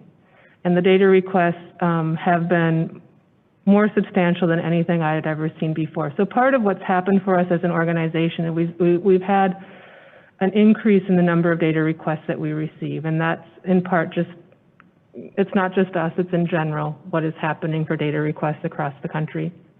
Records retention is something that had been not done very well, frankly, and not something that we had been putting many resources into. So that these roles, and these were assignments directly given to them as part of developing the position, not as something they have acquired as part of maybe something they had an interest in. So if they are not doing them, we would do them. It means we don't do other work, or we pass it on to legal at a higher cost. Thank you, Deputy Superintendent Ringo. Appreciate it. I'm not seeing any other hands, any other discussion on this. I think that, in my opinion, Deputy Superintendent Ringo really nailed it, that we have been doing this work, it sounds like jeopardizing other duties that are needed, and also at a higher cost. And so I feel it's very prudent that we address the higher load of work that is needed. And that is what staff is trying to say to us, is that they need to have this. You know, it's not necessarily an archivist. It sounds to me like it is the data request and records retention person that is desperately needed. So I would encourage people to not support this amendment. Oh my goodness. Okay, I'm sorry, did not see what order. I'm assuming that Commissioner French, you just, I don't know if you're talking for a second time, but okay, I'm just going to go in order. Okay, Commissioner Meyer, please, for a second time. Yeah, I just wanted to request the dollar amount for each of these motions, and if Commissioner Bourne is okay with it, maybe we can get them all at once. But Director Wiseman, can you tell us how much this elimination would create? Chair Forney and Commissioner Meyer, we are trying to work in the background to get these items. So I don't have all of them for you like immediately. The archivist position is $32,000. Thank you. Do you have an idea of the grant writer? Director Wiseman? Or any others, I guess? Hold on. It's being said. I think that Commissioner Meyer, what you do have, if you could, share with us, that would be helpful. But, I don't mean to rush you on this. Do you have any other numbers? I'm wondering if Paul Rosen would like to just come online. I would say the grant writer is about in the $100,000 range. Again, this is a new position, so we have not done the scoring on that position. Okay. Good evening, commissioners. I can try to give you some numbers here for the rest of the items. Lovely. The Historic Home Fund is added to the budget at $100,000. Thank you. To add back the park keeper trainees would be $178,000. And to add a gardener to the budget would be $77,000. Awesome.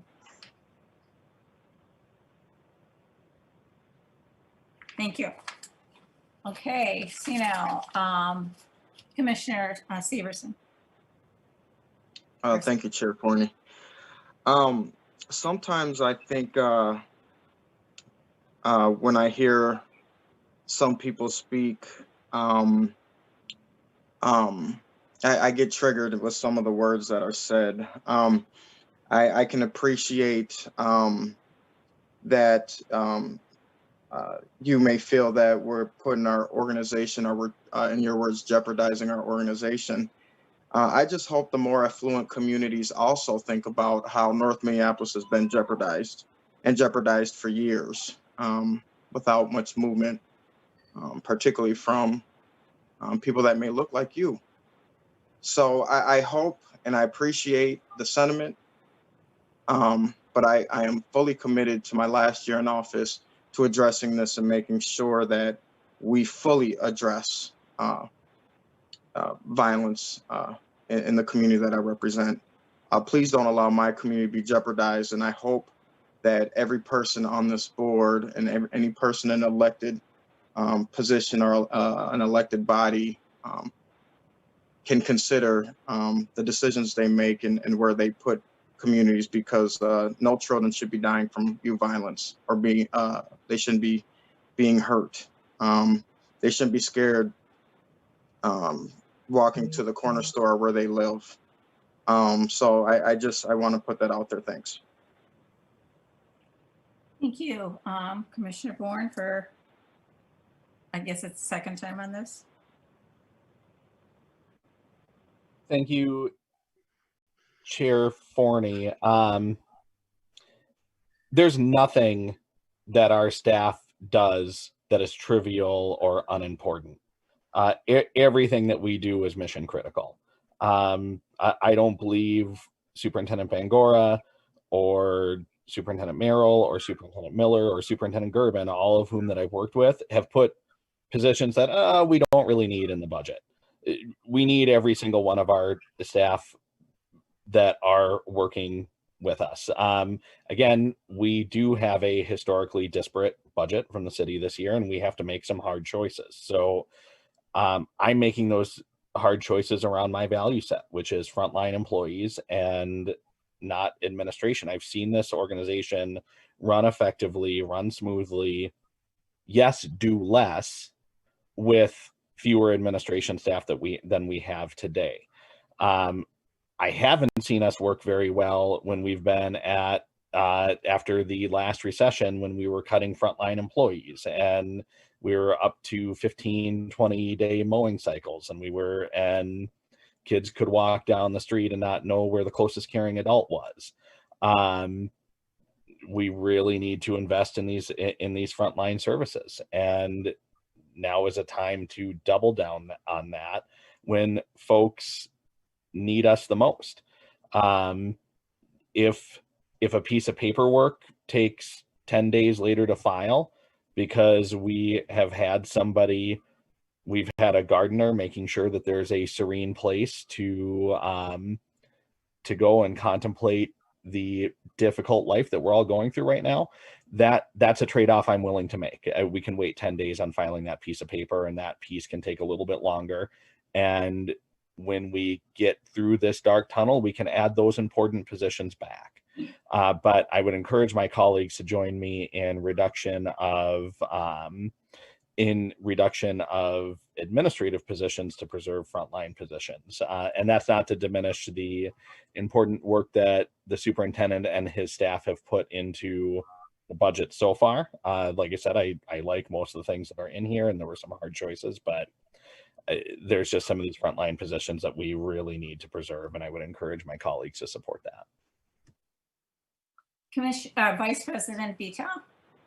Thank you, Commissioner Forney. I'm not sure if we were speaking to a specific item on the agenda, or if we were speaking to everything that was recommended to be amended. We're at the point, I believe, that just the archivist, that amendment to remove the archivist is. Oh, okay. I want to speak to the grant writer position, so I'll wait. Okay. Commissioner Bourne, I believe that you've spoken. Commissioner Forney. My hand's not up. Sorry. Thank you. Yes. Thank you, Commissioner Forney. You know, I want to say a couple of things and then offer an alternative amendment here. There's some good stuff in what Commissioner Bourne's put forward. There's some stuff that I think is just a little bit reckless because we're not really seeing the numbers in front of us right now and seeing how these would balance out. I'm concerned especially about the idea that we're going to just suddenly eliminate a job that is filled right now.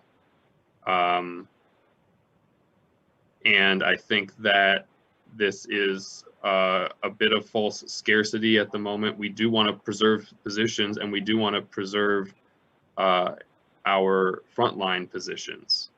And we can do both of those things in this situation.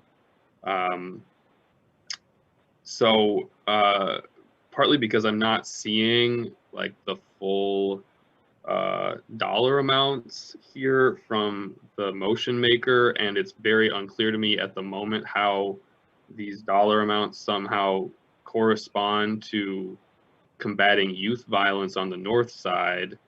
I think this is not quite the responsible way to move that forward. So I would like to offer an alternative motion that does the following. It amends the 2021 general fund expenditure budget by reducing the utilities budget by $95,000 and removes the historic home fund for $100,000. And through that, at the same time, adds 3 park keeper trainee positions, which is an increase, as noted, of $178,371. Point of inquiry, Chair Forney. Yes, Commissioner Bourne. President Cogill, at his request, divided this one motion into multiple motions. Is he withdrawing his request to divide that slate of motions, or is he just substituting the archivist position motion that he requested to divide with the language that he just presented? I'm requesting that we consider this alternative motion at this time, which is what I just did. I'm still confused. In addition, President Cogill, at your request, the motion was divided. So we now have 1, 2, 3, 4, 5, 6 separate motions. Which one of those 6 separate motions do you want to hear your motion in instead of? Or are you withdrawing your request to divide those motions and keep them as one motion? At this time, I am requesting that we consider this alternative motion right now, which is, I guess, under the archivist discussion. And if it passes, I would assume we wouldn't have to be addressing some of these other items. President Cogill, could you restate that motion? Yes, certainly I can, Commissioner Bourne. Again, it is the action to amend the 2021 general fund expenditure budget by reducing the utilities budget. The amount of that reduction is $95,506. Removing the historic home fund for $100,000 and adding the 3 park keeper trainee positions, which is an increase of $178,371. Okay. Chair Forney, when you're ready to take questions to the substitute motion, I'd like to speak to it when you're ready. Okay, so right ahead. Thank you, Chair Forney, President Cogill. I would certainly encourage folks to not support this substitute. I'm interested in talking about the reduction in the utility budget as well. Director Wiseman and Mr. Rosen did provide the numbers to Commissioner Meyer's request, and as I count them up, the elimination of the grant writer position, the archivist, and the historic homes fund is $232,000 according to my Excel spreadsheet. The restoration of the trainee budget and the gardener is $255,000 for a delta of, oh, I just lost my Excel file, but we're not talking about a whole lot of money here. We're talking about less than the delta of, we're talking about less than the amount of. Commissioner Bourne, point of order, what is the delta? A whole lot of money. This is the people's money. Can you say the amount? I can do that right now if you want to give me another second. So elimination of the grant writer position is 100 according to Director Wiseman and the superintendent. The elimination of the archivist is 32, and the historic homes fund. So that's a savings of $232,000. Are you with me, President Cogill? I'd like to see that fully. So you're saying 100,000 plus 32,000 plus 100,000 is 232,000 in savings. Does 100 plus 32 plus 100 equal 232 to you as well? Right. Okay, so we're at 232 in savings. The spots that we're talking about restoring is the number I heard for the trainee budget was 178. Is that the number that you have as well? Yeah. So we have 178 in expenses. The number that Mr. Rosen gave for the restoration of the gardener is 77. Is that what everybody else heard?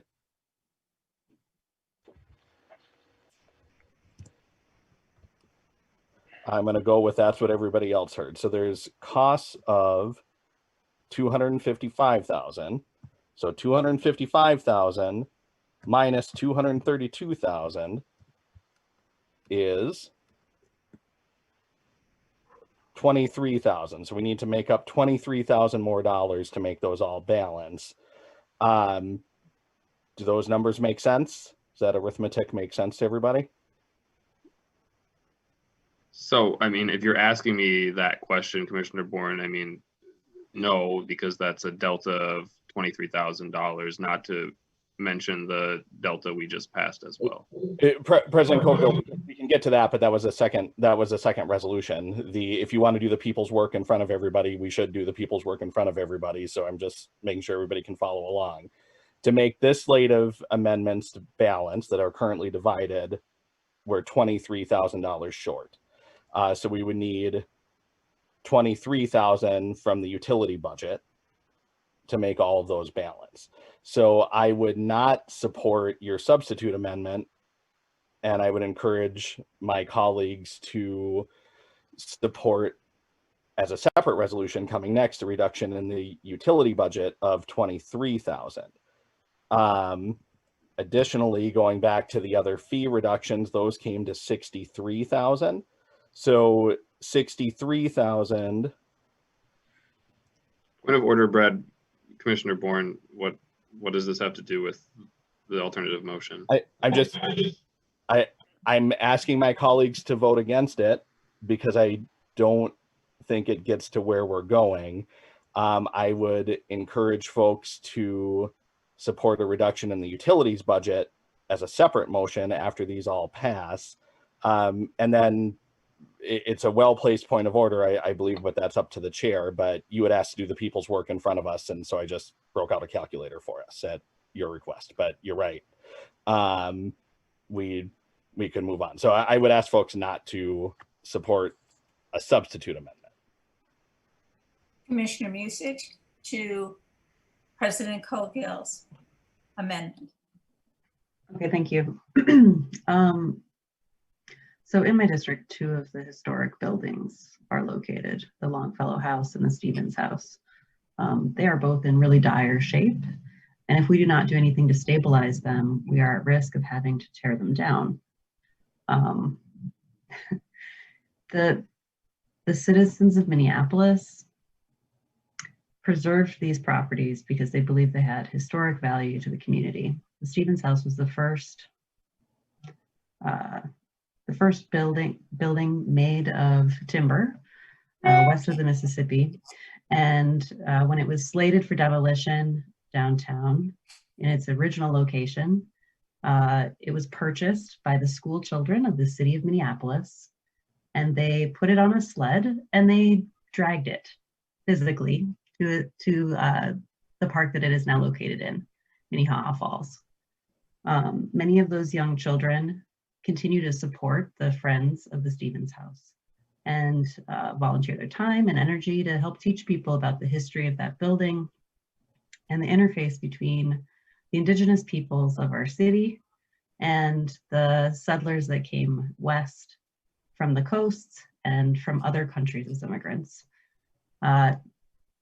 To lose that sort of history is something that I have a real hard time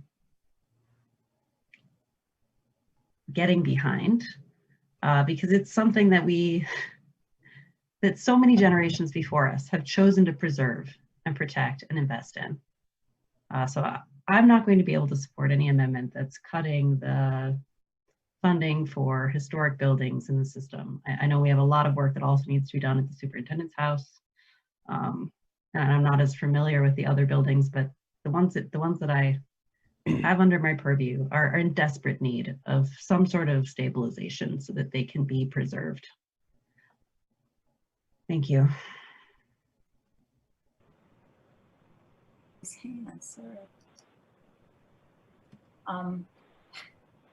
Okay, I'm not aware of where we are at. Commissioner Bourne, are you speaking to President? Oh, I'm sorry. Okay, so yours is gone. Okay, so we have an amendment, and the amendment is about using the utility bill eliminating, President Colgill, if you want to just articulate again. Yeah, I certainly will one more time so we know what we're voting on. I'm hopeful that this passes. The action is to amend the 2021 general fund expenditure budget, reducing by doing the following things: reducing the utilities budget by $95,506, removing the historic home fund by $100,000, and adding 3 park keeper trainee positions, an increase of $178,351. Okay, with that, I am going to then have a roll call on this particular amendment. Secretary, please call the roll. Commissioner Meyer, Aye. Commissioner Bourne, Let me see. Point of inquiry, just to clarify, this is to substitute the removal of the archivist with No. everything that President Colgill No, just. no, the amendment is purely to the items that President Colgill just articulated. President Colgill, say that again, Chair Forney? We are voting on what President Colgill just repeated. Which was a substitute amendment, correct? Yes, I did say it was a substitute amendment, so my interpretation would be that this would be relative to the archivist position unless council has a different interpretation, but I believe that's what it would be, since we had separated out the questions. Council Rice, do you have a different interpretation? No, President. Thank you. I vote no.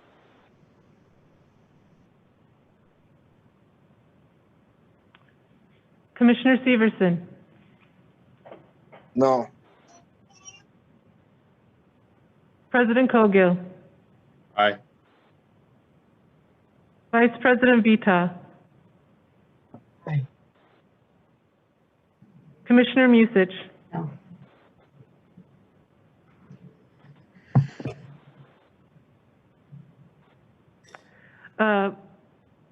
Commissioner French, No.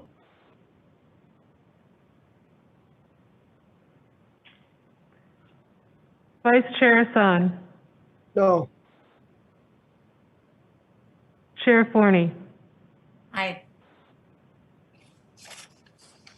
I believe you have 4 ayes, 5 nays. Okay, so we are back to discussing the archivist, and I would like us to vote on that particular amendment.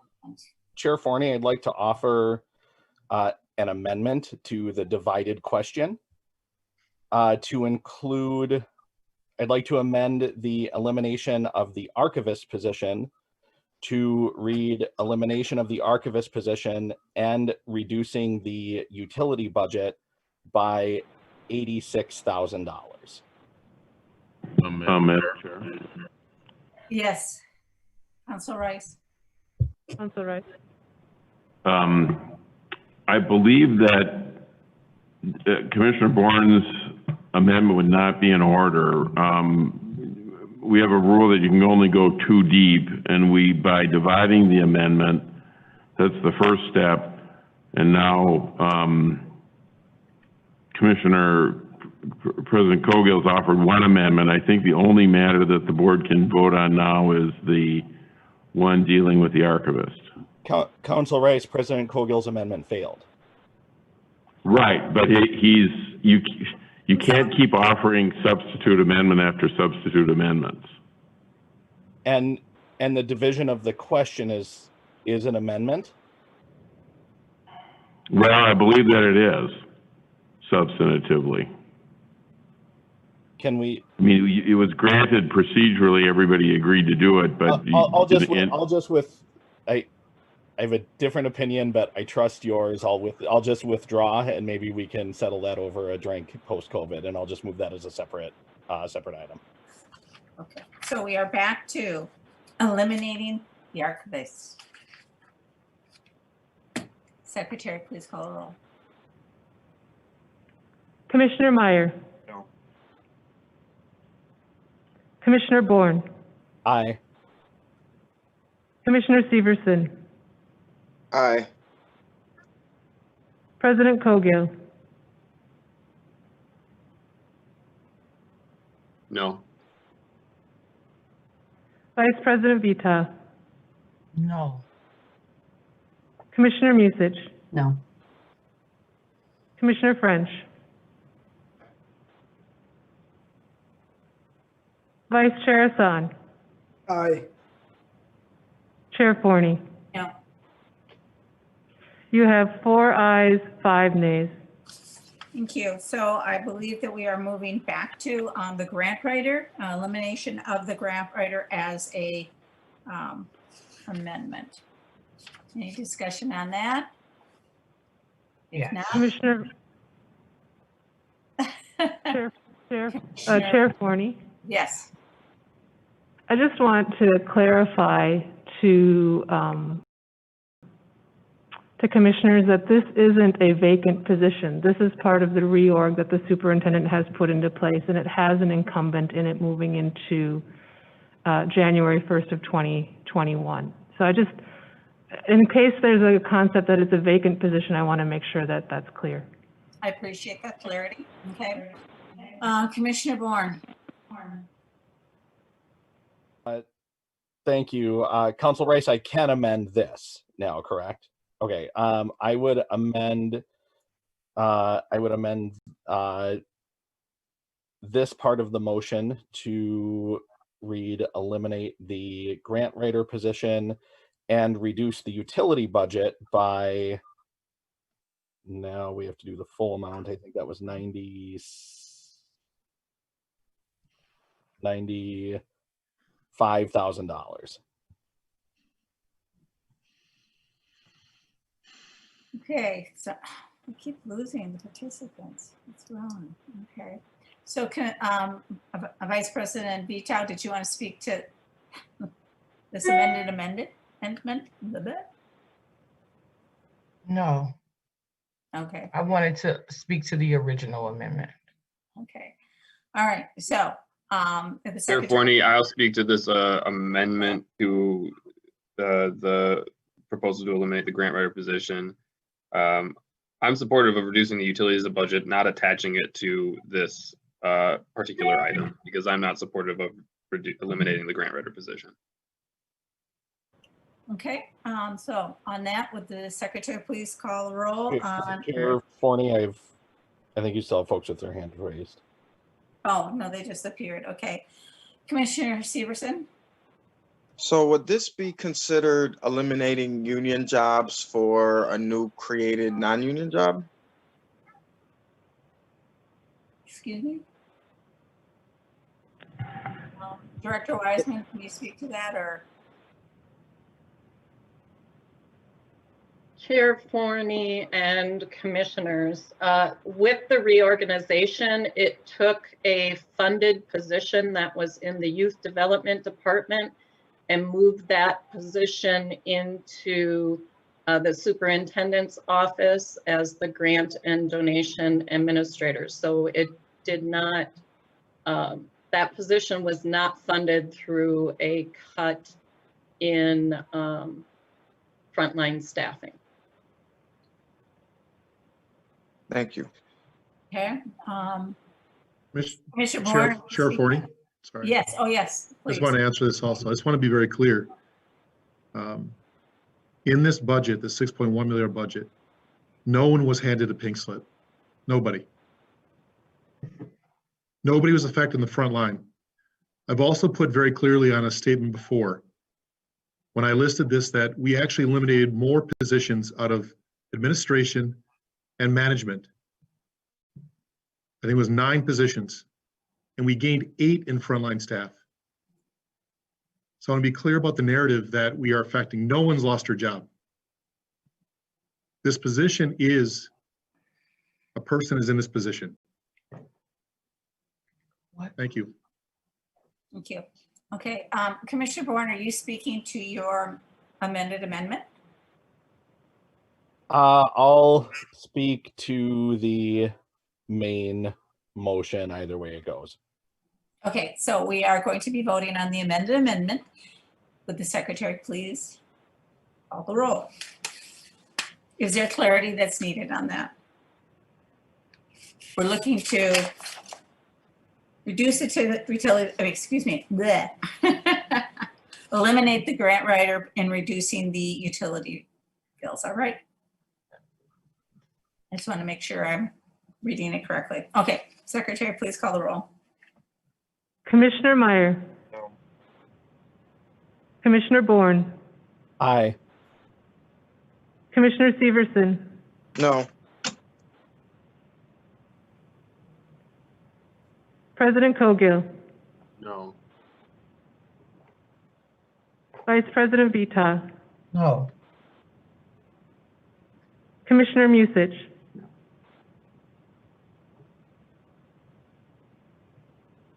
Commissioner Musich. No? Can you hear me? Commissioner French. No. Vice Chair Hassan. No. Chair Forney. Nope. You have 1 aye, 8 noes. Okay, back then to the motion of eliminating the grant anchor. I believe that Vice President Vito wanted to speak to that. Thank you. Finally. Whew, that was long. Okay. So everyone knows I've been really fighting for this position from the beginning when there were conversations around, hiring a lobbyist and also assistance for commissioners. I think this position is super important as someone who has written grants and received dollars, specifically in North Minneapolis, millions and millions of dollars for folks who look like myself, Commissioner French, and Commissioner Hassan. I can't stress enough how important I think this position is to our communities, to folks who look like us more than ever now. We need someone who has the time to look for these dollars that are given to underserved communities. Communities. Again, I'm someone who seeks dollars that are specific to people who look like myself. So I would encourage commissioners to not eliminate this position, and really, really, I can't stress enough how important this is when we are talking about funding youth violence prevention through our parks. I feel like with the right person, we can have them dedicate time to looking for money that specifically will be allocated to the concerns that Commissioner Severson brings up. That's it for me. Thank you. Commissioner Bourne, are you speaking to your amendment? No, Commissioner Forney, that amendment failed. I'm speaking to the main motion. The main motion about the grant writer. The grant writer, correct. Yes, that's what I meant. Thank you, Chair Forney.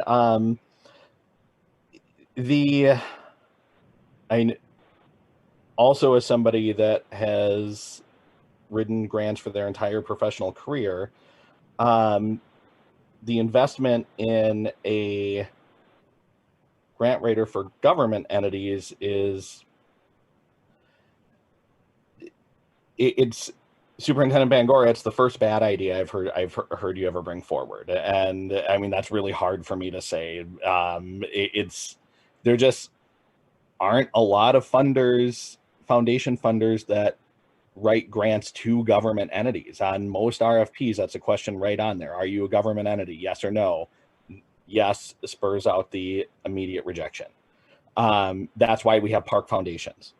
I appreciate the sentiment of finding, if we were to create this position, find the best person for it. But we just received a new piece of information that this won't be an open position and we won't go out and even find a grant writer. It sounds like we will be transferring somebody that I guess I don't know who or where they are from, and I don't need to know the incumbent's name, but it sounds like that's already picked. If we were going to invest in a grant writer, I would surely want to get a grant writer that is their career and that is their profession, that is their vocation. And it doesn't sound like that's what we'd be getting here. I would be, I have the same concern about not sending anybody out the door. So if the superintendent wanted to come back and just not make that change, I would be supportive of that and maintaining that position that was being eliminated, or finding something else that will pay dividends. Just frankly, this position, a grant writer for a government entity in today's climate, I don't believe will. I'm really alarmed to hear that we're not even going to do a search for this person. I know, again, these conversations came up before when we were talking about adding positions and finding the right person for the job, and some of the people that are most supportive of shoehorning somebody into this position right now were most critical a couple of years ago of putting somebody in a position without doing a search. So I'm just not seeing where this position is going to pay returns. We also, the board gave direction that there was support to research whether this position was needed. That research never happened this year. And all I can go on is every single article that I shared with the secretary to distribute. I think I shared them with the secretary to distribute the board, but the philanthropic landscape is declining. There isn't a Santa Claus. If this is a frontline employee, I'd rather see that employee doing frontline work. So I would encourage my colleagues to support the elimination or the denial of the creation of this position. And then, superintendent, if you want to come back and bring forward a position that I think we can all agree will pay dividends for the organization, I would be incredibly supportive of that. But I haven't seen a development plan. I haven't seen perspectives of what grants they're going to write and not write and where they're going to pursue. And now I'm hearing that we're not even putting a grant writer into the position that has that immediate knowledge base, that we're doing an internal transfer. So it's just, and again, I think with some legwork, this could be a good idea, but right now in today's climate, without doing the legwork, it's just growth in administration, and we're going to be waiting to see dividends, if at all. So I would encourage folks to eliminate the grant writer position from the budget. I don't see any more. Chair Forney, can I respond? Oh, yes, please. So, Chair Forney, Commissioner Bourne, appreciate your comments. The position, the person that is in the position has the talent and the skills and has done the work many times. This is a skill set that is in the position. Also, this is not just about grants. I've talked to also the Parks Foundation. I've talked to grant writers. I've talked to folks around the country. I've talked to experts. This is also about donations. There's multiple levels of things within this position that's not just grants. There are ways that we have to look at also within donations, and also how we start to look at within our rec centers when we start to pay a fee. I can't remember the exact name, where there's a fee, where there's a support for the fee, where if you pay $1.79 and then you round up to $2, for example, managing the idea and understanding of how we can generate revenue and fees to our organization to support scholarships and opportunities for our youth that are most vulnerable. We need someone in that position, because we know that we have a lot of work to do around that, to be at the table and to figure out how we can start to look at dollars, come back in this organization to really affect and to start to work towards what is needed and essential within the organization around funding, considering too that we have to be able to do that work. The other thing too that's clear is, and I stated in my report, is that due to COVID this year and the spending freeze, we were not able to do the research analysis that we need to do in this particular role. We couldn't change that. That was a COVID and pandemic response. We were locked down. And as I made this organizational shift, we now have an opportunity to then use those dollars to start to look at then the assessment around donations, around sponsorships, around grants, those areas that we can look at, and the assessment can be completed with the work that we do with this person in place. It's a critical role. And we would link them to also then to our legislative work. We could link them to, across the organization, how we start to figure out how we can get donations, how we can start to work on grants, how we can work with our partners. We need someone in that role. No one right now in this park system or an organization where that lands. So we have not done enough work around that. And I think that the person that we are very clearly in this role can do excellent work around that. And we can show dividends. And it's unfortunate, and I do apologize, that this is the worst decision that I made. I think it is absolutely something necessary. I wouldn't put anything in front of this board if I didn't think that it would be essential and important. And again, we can have further discussion on that. But I want just to state that this is more than just grants. This is along with donations and further work into the grant giving and figuring how we can start to look at revenue and sources of funding support this organization and around even my pillars. And we talk about, we're putting 3 creation spaces in next year. We're gonna have a lot of work to do to try to build partnerships and figure out how we can support not only that, but the pillars and all of those things that you have all seen, the work that we're talking about around youth prevention and intervention. We're talking about a lot of work that needs to go into that, and our partnership pieces and how we work with our organizations. Now we start to look at funding sources and revenue is really going to be critical. So it's just, again, and that's just a brief understanding of it. So I appreciate the time. Thank you for letting me speak, Chair Forney and Commissioner Bourne. And I know we can have further discussion on it, but thank you for this opportunity to talk. Thank you, Superintendent. Commissioner Bourne, is your hand raised for another? Yeah, just for the second time, briefly. Thank you, Chair Forney. I'll just point out there are a lot of other things that we delayed because of COVID that we are continuing to delay and not rushing into headlong. And to rush into something without research when all of the research that I think can objectively be pointed to is that this is not a good investment at this time, it is a mistake. And I should clarify what I said, Superintendent. I think that's probably the most heated I've ever been towards anything that you said. I don't think it's a bad decision. I think it's a mistake. And I think that this is the first mistake that I've seen you present in your budget. That disagreements are fine. I think this one is a mistake. So I would just encourage my colleagues to let us find a frontline use for this position that we know is needed now, instead of waiting years and years and years for return. And then let's go out and do that research that Superintendent, you agree is needed, that Commissioner Vita agrees is needed, and let's make a case for it and do that work, and let's do it the right way. Okay, Commissioner Severson. Well, thank you for being welcoming to my questions, Chair Forney. I appreciate that. I did not see your hand. That was my exasperation. My apologies. Oh, okay. Well, thank you for clearing that up. Is this a 1.0 FTE position? And how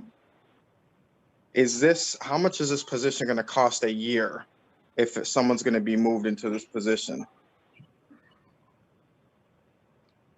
Chair Forney and Commissioner Severson, it is an FTE position. And I think Director Weissman mentioned earlier it's around $100,000 because it is a position that is moving through the reorg and is in now that role. Will be in that role. Thank you. Okay, I don't see any more hands. I see your hand still up, but I'm assuming you're finished, Commissioner Severson. So can the Secretary please call the roll on the grant writer elimination? Commissioner Meyer. No. Commissioner Bourne. Aye. Commissioner Severson. Aye. Commissioner Cogill. No. Vice President Vita. No. Commissioner Musich. No. Commissioner French. Aye. Vice Chair Hassan. Aye. Chair Forney. No. You have 4 ayes and 5 nays. I believe then we are on then to the next split amendment, and that is about the MPP 20 trainee, if I have that correct, and the elimination of that. It's the restoration of the 3 trainee positions, Chair Forney. Thank you.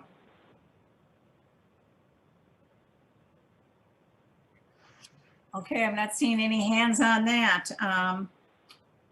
Would the secretary please call the roll for the restoration of the MPP 20 trainees? I think you have a hand raised. I apologize, Chair Forney. I couldn't get my hand pulled up quickly enough. Okay. Is it okay if I speak? Yes, please. I apologize. Thank you.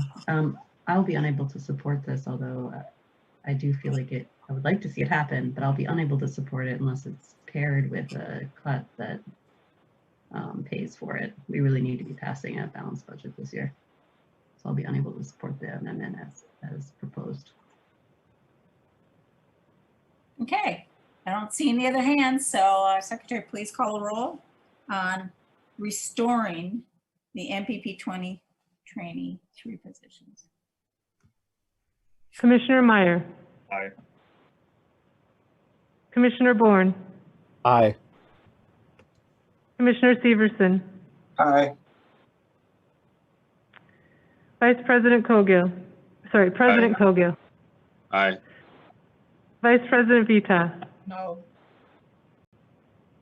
Commissioner Musich, No. Commissioner French. Commissioner French. Aye. Vice Chair Hassan. Aye. Chair Forney. No. You have 6 ayes, 3 nays. Okay, then I believe the next one is to eliminate, or is it to restore the gardener? Since I got the last one wrong, I want to make sure I'm getting that. Commissioner Forney, we can take them in that order. I make motions to restore frontline positions. That was a motion to restore the gardener position. The last amendment was?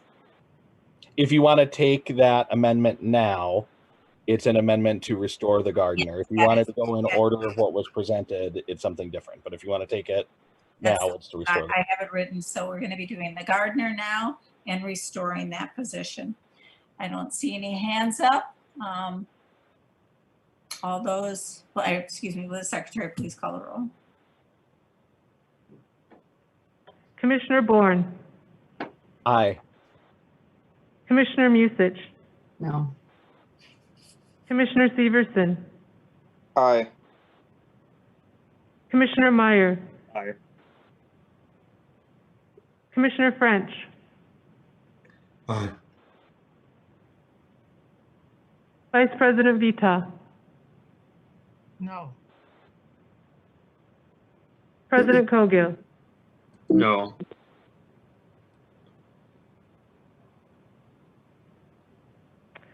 Vice Chair Hassan. Aye. Chair Forney. You have 5 ayes, 4 nays. Okay, so I believe I'm correct. There's one more, and that's the Historic Home Fund. Am I correct on that? To eliminate the Historic Home Fund. There's 2 more, Chair Forney, and the second one might have relevance, but yeah, we can do the next one is the elimination of the Historic Home Fund. Okay, I don't see any hands up, so. Commissioner Forney, Chair Forney, I would like to speak to this. Okay. Thank you for letting me speak briefly. I appreciate the concerns. I think that Commissioner Musich brought up. I think that the Historic Home Fund, I think that the idea of what the Historic Home Fund is attempting to accomplish is laudable. I think, though, that in this year, when we are thinking about our funding relative to racial equity and frontline staff, my hope was to have passed a balanced set of amendments, and I'm trying my best to go through Commissioner Bourne's amendments in a similar path. I think that the Historic Home Fund just doesn't meet that criteria in this time. So I'm going to support the elimination of that fund right now. Commissioner Bourne? Can't hear you. Thank you, Chair Forney. I'll speak to this briefly. I would encourage folks to support the elimination of the historic home fund at this time. I recognize that there is some work that needs to happen in these amenities. There is work that needs to happen in all of our amenities. I would be perfectly acceptable when there is a need that we put it in the CIP for one of the historic homes. I think the board would be hard pressed to deny a request for a new roof when a roof is leaking, or to maintain the envelope of a building when the envelope is failing.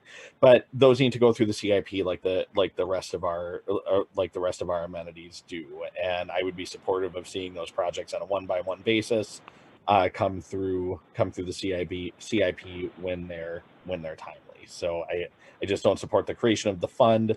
I do support the creation of the work or the completion of the work when it's needed, but we make hard choices in our CIP all the time. This would like a point. Excuse me, Commissioner Severson. Thank you, Chair Forney. I will be supporting this as well this evening. This is hard for me. I would like to lend my support and offer up anything I can to support Commissioner Musich's values on this, and trying to host a fundraiser or do whatever we can do to try to help maintain these facilities. So it's a tough decision. I think President Cogill said it best: within these uncertain times, we have to make tough decisions. And although this is, I want to be extremely supportive, but on this vote, I can't. But like I said, I'd be willing to do a fundraiser and be any piece of supportive individual that I can on these properties. Thank you. I just would like a point of clarification. As far as what the fund is for, it's not for capital improvements. Am I correct on that? It is actually to assess what our needs are. Chair Forney, this is Assistant Superintendent Schroeder. I think the need for doing some assessments at some point is an absolute, but I think most of our historic structures, historic and iconic structures, need more immediate envelope considerations, which would mean we'd be acting very quickly to do things that don't require much assessment at all. We'd be hiring people to, for example, replace roofs, windows and doors, and siding. Thank you for that clarification. And I know that we will be looking at how our revenues pan out by the end of the year. And so the CIP is a long process, I mean, in the sense of timing. And so I would hope that we could be attentive when we look at our revenues come January, February. So would the Secretary please call a roll on the elimination of the historic home fund? Commissioner Bourne, Aye. Commissioner Musich, No. Commissioner Severson, Aye. Commissioner Meyer, Aye.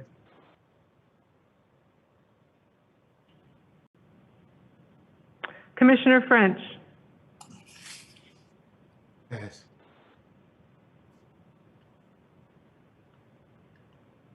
Vice President Vita, No. President Cogill, Aye.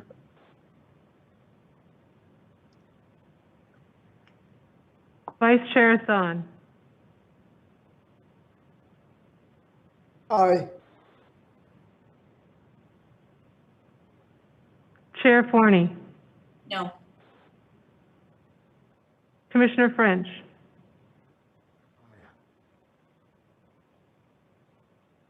We couldn't hear you. Aye. aye. You have 6 ayes, 3 nays. Thank you. Okay, so I apologize. I must be off as far as what the next amendments are referring to.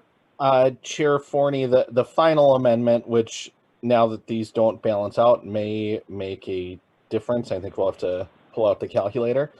There was a question that was separated to transfer any remaining balances from the amendments that were passed, any savings to the park amenity fund, and to fund any deficit out of one-time funds. If commissioners have any other ideas on how to balance the budget out of general operating, I'd certainly want to hear those, but some of the savings that were supposed to offset the expenses did not pass. So the amendment is any savings to transfer to the park amenity fund, fund any shortages out of the reserve fund balance. Chair Forney, have my hand raised. Certainly. Yes, President Cogill. Thank you for letting me speak here. I would propose an alternative amendment as the final item in Commissioner Bourne's slate here is, I would say, moot at this point. And that alternative amendment would be to amend the 2021 general fund expenditure budget by reducing the utilities budget by $95,506. And Council Rice? Chair Forney? Yes. Yes, please, Director Wiseman. Thank you. Chair Forney and commissioners, I just want to give you just a brief update on where we are at. This board passed the amendment to eliminate youth fees. So in the general fund, that's $47,000. You restored the park keeper trainees, that's about $178,000. And you restored the gardener position, that's $77,000.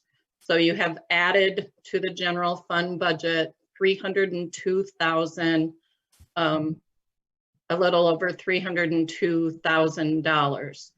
You approved the elimination of the $100,000 historic and iconic home fund, which leaves an out of balance budget by a little over $202,000. In the recommended budget, the utility budget was increased by $100,000. So President Cogill could increase his amendment to $100,000 rather than $95,000. I'll take that as a friendly recommendation if there are no objections. Great. Okay, so we are now on to, excuse me, the amended amendment. Speaking to that, Commissioner Meyer.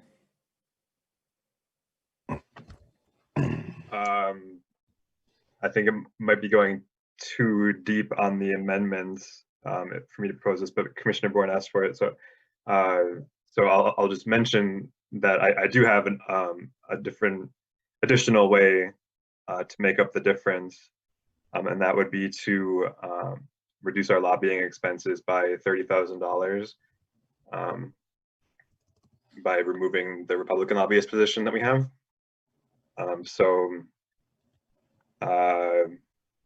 Even if we pass Commissioner Cogill's, we'll still have a shortage, so I'll make that amendment at a later time. But I just wanted people to know that I'll be making that, and it's $30,000 that it would make the difference for. Commissioner Music. Thank you, Chair Forney. Director Wiseman, correct me if I'm wrong, but I think even with the utility fund, we're still short $102,000. Is that correct? Chair Forney and Commissioner Musich, that is correct. So we would be looking for other amendments to balance the budget. Okay, thank you. Commissioner Meyer, are you wanting to speak again? Commissioner Meyer? No. Your hand is up, okay. Okay, not seeing any other hands. I think that Commissioner Musich is also, okay, would the secretary call the roll on the amended amendment of 100,000 from the utility bill? If I got that right. Commissioner Bourne, Is this President Cogill, is this a substitute motion? That is what I said, yes. Okay, thank you. Aye. Commissioner Musich,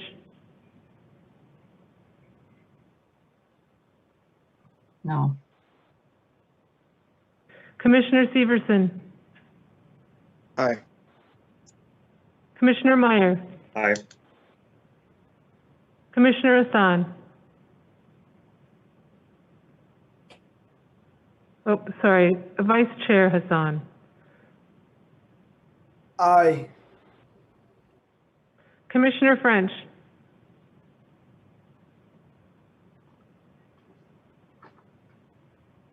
Aye. Vice President Vita, No. President Cogill, Aye. Chair Forney. No. You have 6 ayes, 3 nays. Okay, so there's a substitute motion. Do I believe, have we addressed all of the, Chair Forney, you have a motion on the floor. okay. All right, whatever the motion on the floor is, anybody want to speak to it? I suppose that Commissioner Bourne. Thank you, Chair Forney. You suppose correctly, and whatever the motion on the floor is a motion to reduce the utilities fund, which is an important expense. I don't think it's a whatever or throwaway comment. This is the most important thing we do. The Director Wiseman, can I just hear a little bit about where this projected savings is coming from? Are we not turning on the heat if people are cold? Are we not turning on the lights if it's dark? I'm assuming that the utility fund, there was a reason for that increase. I'm just trying to figure out what utilities we're not paying. Chair Forney and Commissioner Bourne, we recommended the increase to the current service level budget for utility bills due to electricity rate increases. We feel at this point, because of COVID and because of the number of buildings that are being impacted and remaining closed, that we could not have this increase in 2021. We may need to come back and ask for it again in 2022. But I would feel that it would be an appropriate place for this board to take a reduction to help fund the frontline staff that you are trying to fund. Thank you, Director Wiseman. What's our total utility budget?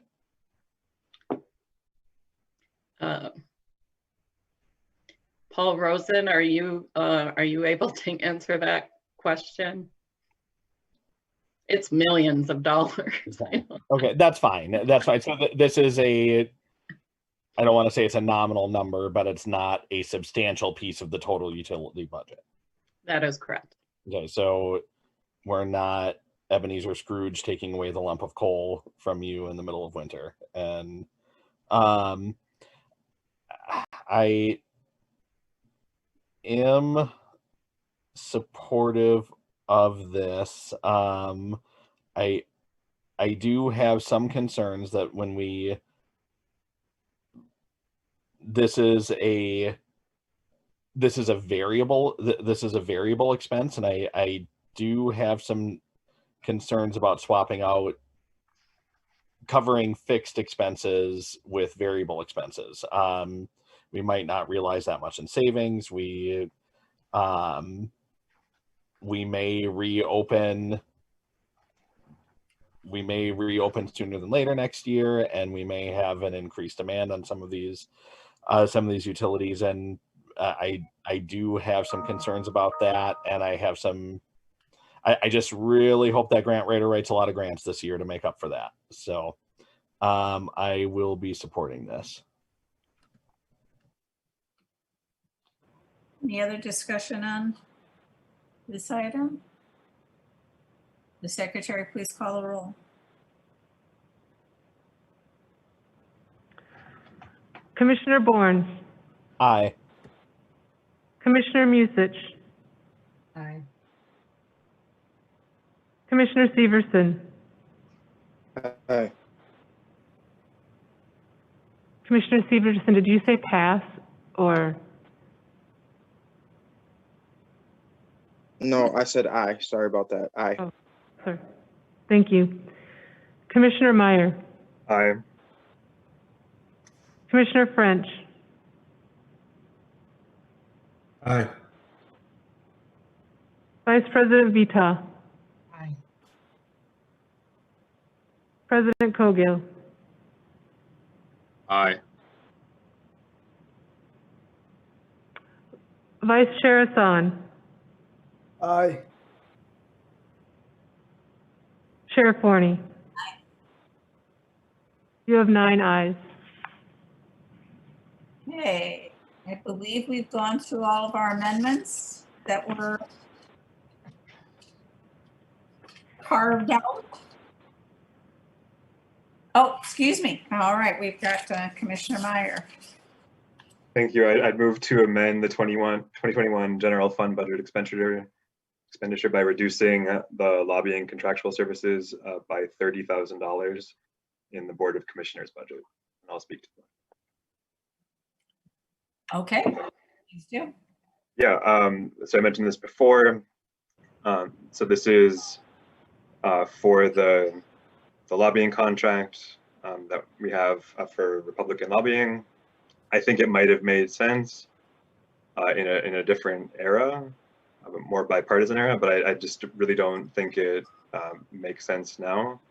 And it'd be $30,000 to help narrow the deficit that we have right now. Thank you, Commissioner Bourne. Thank you. Thank you, Chair Forney. Superintendent, the heat's off. There's a bigger mistake in the budget tonight, and that is the one presented by the First District Commissioner. To reduce a tried and true revenue generator by $30,000, that brings in dividends upon dividends upon dividends out of the gates every year, and we know that that's the case, in exchange for a $100,000 unproven grant writer. And I just don't even know what to say. I think that foolishness can just kind of stand on its own. We have more Republicans, not less, in a divided state and a divided priorities at the legislature. We are one known source of funding. It just doesn't make sense to retract on that right now, and I'll stand behind that. This might be the biggest mistake I've heard presented in a budget in a long time. So I would encourage my colleagues. I'd actually encourage Commissioner Meyer just to withdraw it. It's such a small budget amount that doesn't do anything. And if not, I would rely on the wisdom that I know the rest of my colleagues have to not make such a foolish mistake. I will not be withdrawing a motion. Commissioner Meyer, your hand's up. Did you want to speak again? Oh, okay. All right. Anybody else want to speak to that amendment? Okay. Would the secretary please call the roll? Commissioner Bourne, No. Commissioner Musich, No. Commissioner Severson, No.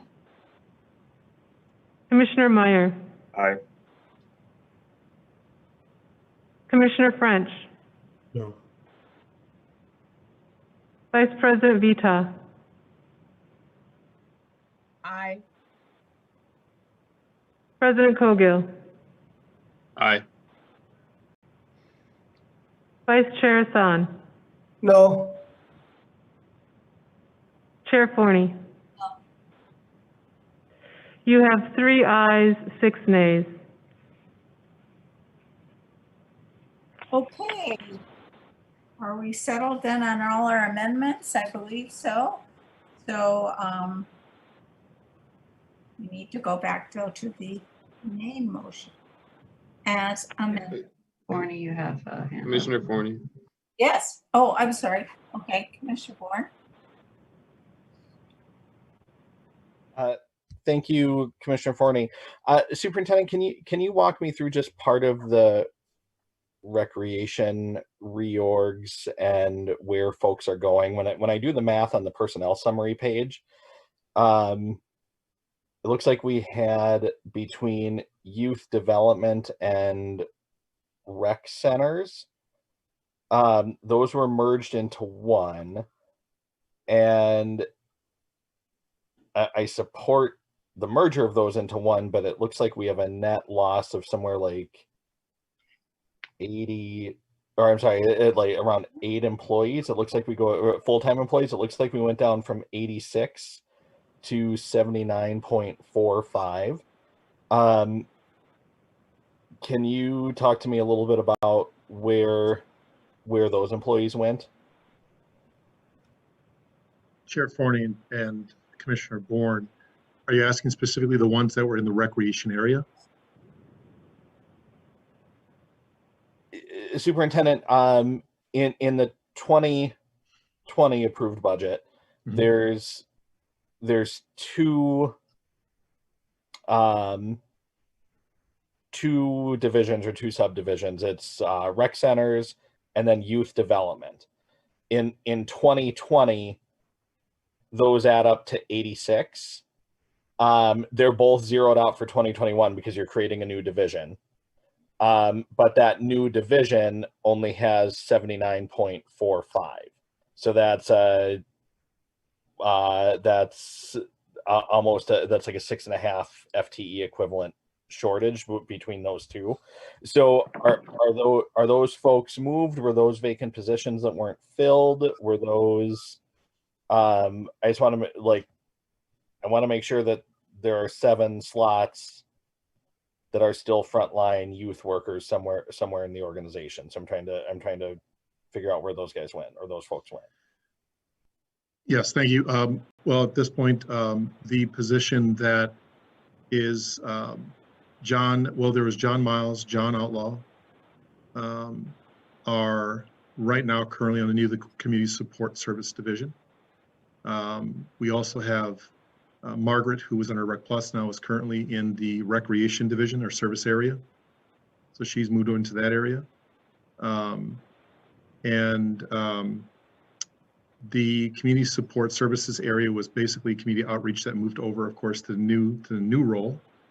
And the folks that I just mentioned, in particular Outlaw and also John Miles, that are now in that space and working within that area. Also, the position that was mentioned earlier with Pat is also in that area from police. But the position that was in recreation, those were the moves that were made directly from the youth development role is now in the recreation space. And so that was the move over there. And I'm trying to remember if there's anything else I'm missing in particular, but that was the move from the youth development that now is within the recreation division in that position. And then again, the community support area, folks moved over from the youth development that went over to the community support services. I think so. I won't have a motion on this tonight, but if maybe you and I can sit down and walk through those, I may have. Sure. It does look like when you look at that page, the personnel summary page, I forget what number it is. Yeah. It does look like our forward-facing youth service employees have a reduction of 86 equivalents down to 79.45. I know some of them have been transferred into other areas, Yes. but I'm having a hard time accounting for that whole difference. So I just want to make sure that we have 86 people that are forward-facing youth service employees. Absolutely. Yeah, Commissioner Bourne, no one has, it's all in the youth. In fact, and in the budget report, it's very clear that we maintained not only the 2020 budget, the line of that 15 million that is current from also 2021. We didn't lose the number of actual youth staff that providing the same level of youth services. So it just moved into, we just moved it into different areas, but it's still the amount of level of services for youth is still directed towards youth. There was no, in fact, in the budget, there was no cuts that came. I denied every cut that came towards the youth positions. But yeah, but I could, and I apologize, I can walk through it all. I can show you all the moves that happened, but it's all youth directed, all youth focused. It just struck me as we were talking and putting two conversations together. Yeah. It sounds like one of them was the grant writer, though, right? Because it sounds like the grant writer position was transferred. Whoever was in that position. So that's one less forward facing. Correct. That is now reporting directly to me. Okay. Okay. So that's one person. That's one less person working with kids on a day-to-day level. So I would want to address. But we can sit down offline and look at that, and we'll find out where they went, and then I'll try to find some savings, maybe in admin, to make sure that we're at that same level. But thank you, Superintendent. Yeah, no problem, Commissioner Bourne. I will also, what I could do is also bring forward the chart that actually shows the movement. And I wish I would have had it in front of me because I can walk through each one of them. I think you sent it out to us before too, and so that's a big part of that is on me, Superintendent. It's just kind of like think where everybody moves, but I definitely would like to be able to then at least bring it up with you and then kind of show where all the moves went within the youth front-facing services and to show where they move towards. I'll claim the third biggest mistake for the evening for just not looking at the attachment that you sent out. So, so that one's on me. Thank you, Superintendent. Yeah. Seeing any more hands, let's move to Chair Forney. Has his hand up. I'll raise my hand. Yeah. I'd like to make a motion to cover the delta that we currently have based upon the motions made tonight. And I'd like to make a motion to use $102,000 of vacancy savings to balance the budget. Awesome. Any discussion on that? Commissioner Bourne. Thank you, Chair Forney.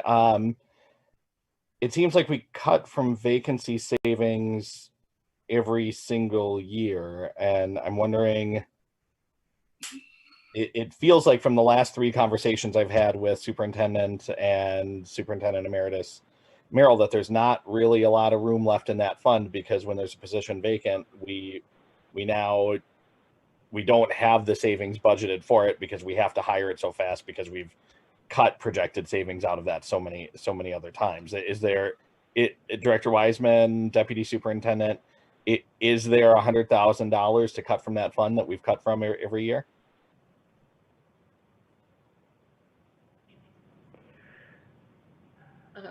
Chair Forney and Commissioner Bourne, the superintendent's recommended budget included a reduction in the vacancy savings that was budgeted in our current service level.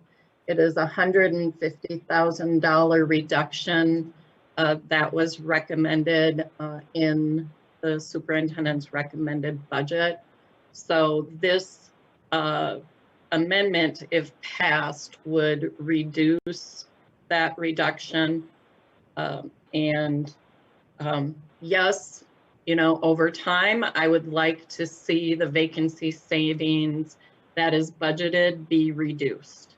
And I would like to do it step by step you know, in the budget process. So this would leave, you know, about $48,000 that would be reducing the vacancy savings that is budgeted. Thank you, Director Wiseman. I mean, I'd like to also step this down over time. You know, I am interested. We're talking about $102,000, Deputy Director Wiseman. Is that right?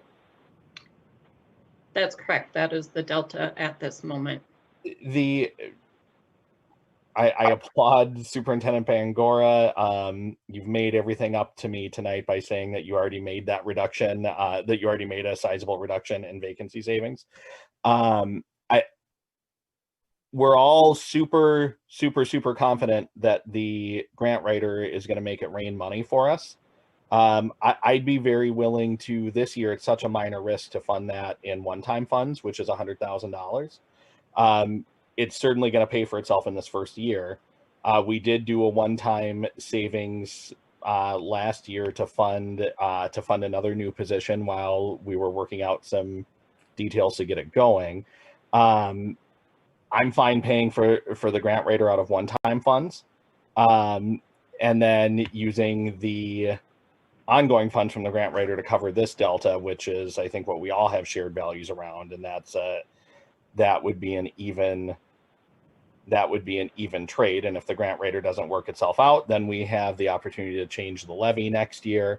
But I think the superintendent has already put forward a really strategic number on vacancy savings, and to almost double that is, I'd use President Cogill's words that he used earlier tonight. I think it's probably a little reckless and maybe not fully thought through.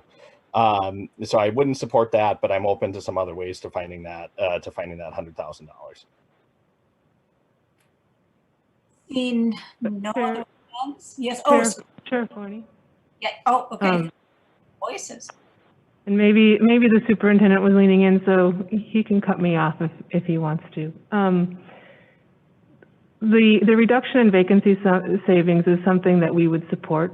When we look at 21, we're also recognizing that would be a year that we might sustain some level of hiring freeze as well. So we're really looking at kind of a compounding thing going into that for 2021, dealing with COVID impacts. The other thing is, instead of potentially using one-time funds, there could be a revenue expectation added. So you could consider maybe dividing between the two and doing some portion of that $102,000 and being a revenue expectation that we would be bringing money in through donations or grants or however that would look. And then there would be a portion of it that would be vacancy savings. Maybe you would say a $30,000 revenue expectation and a $70,000 in vacancy savings. So just want to encourage some thinking of leaving positions in non-one-time funds, but looking at there being a possible revenue component or reducing the vacancy savings adjustment. Thank you, Deputy. Appreciate that clarity. So on then this amendment, the secretary would please call a roll.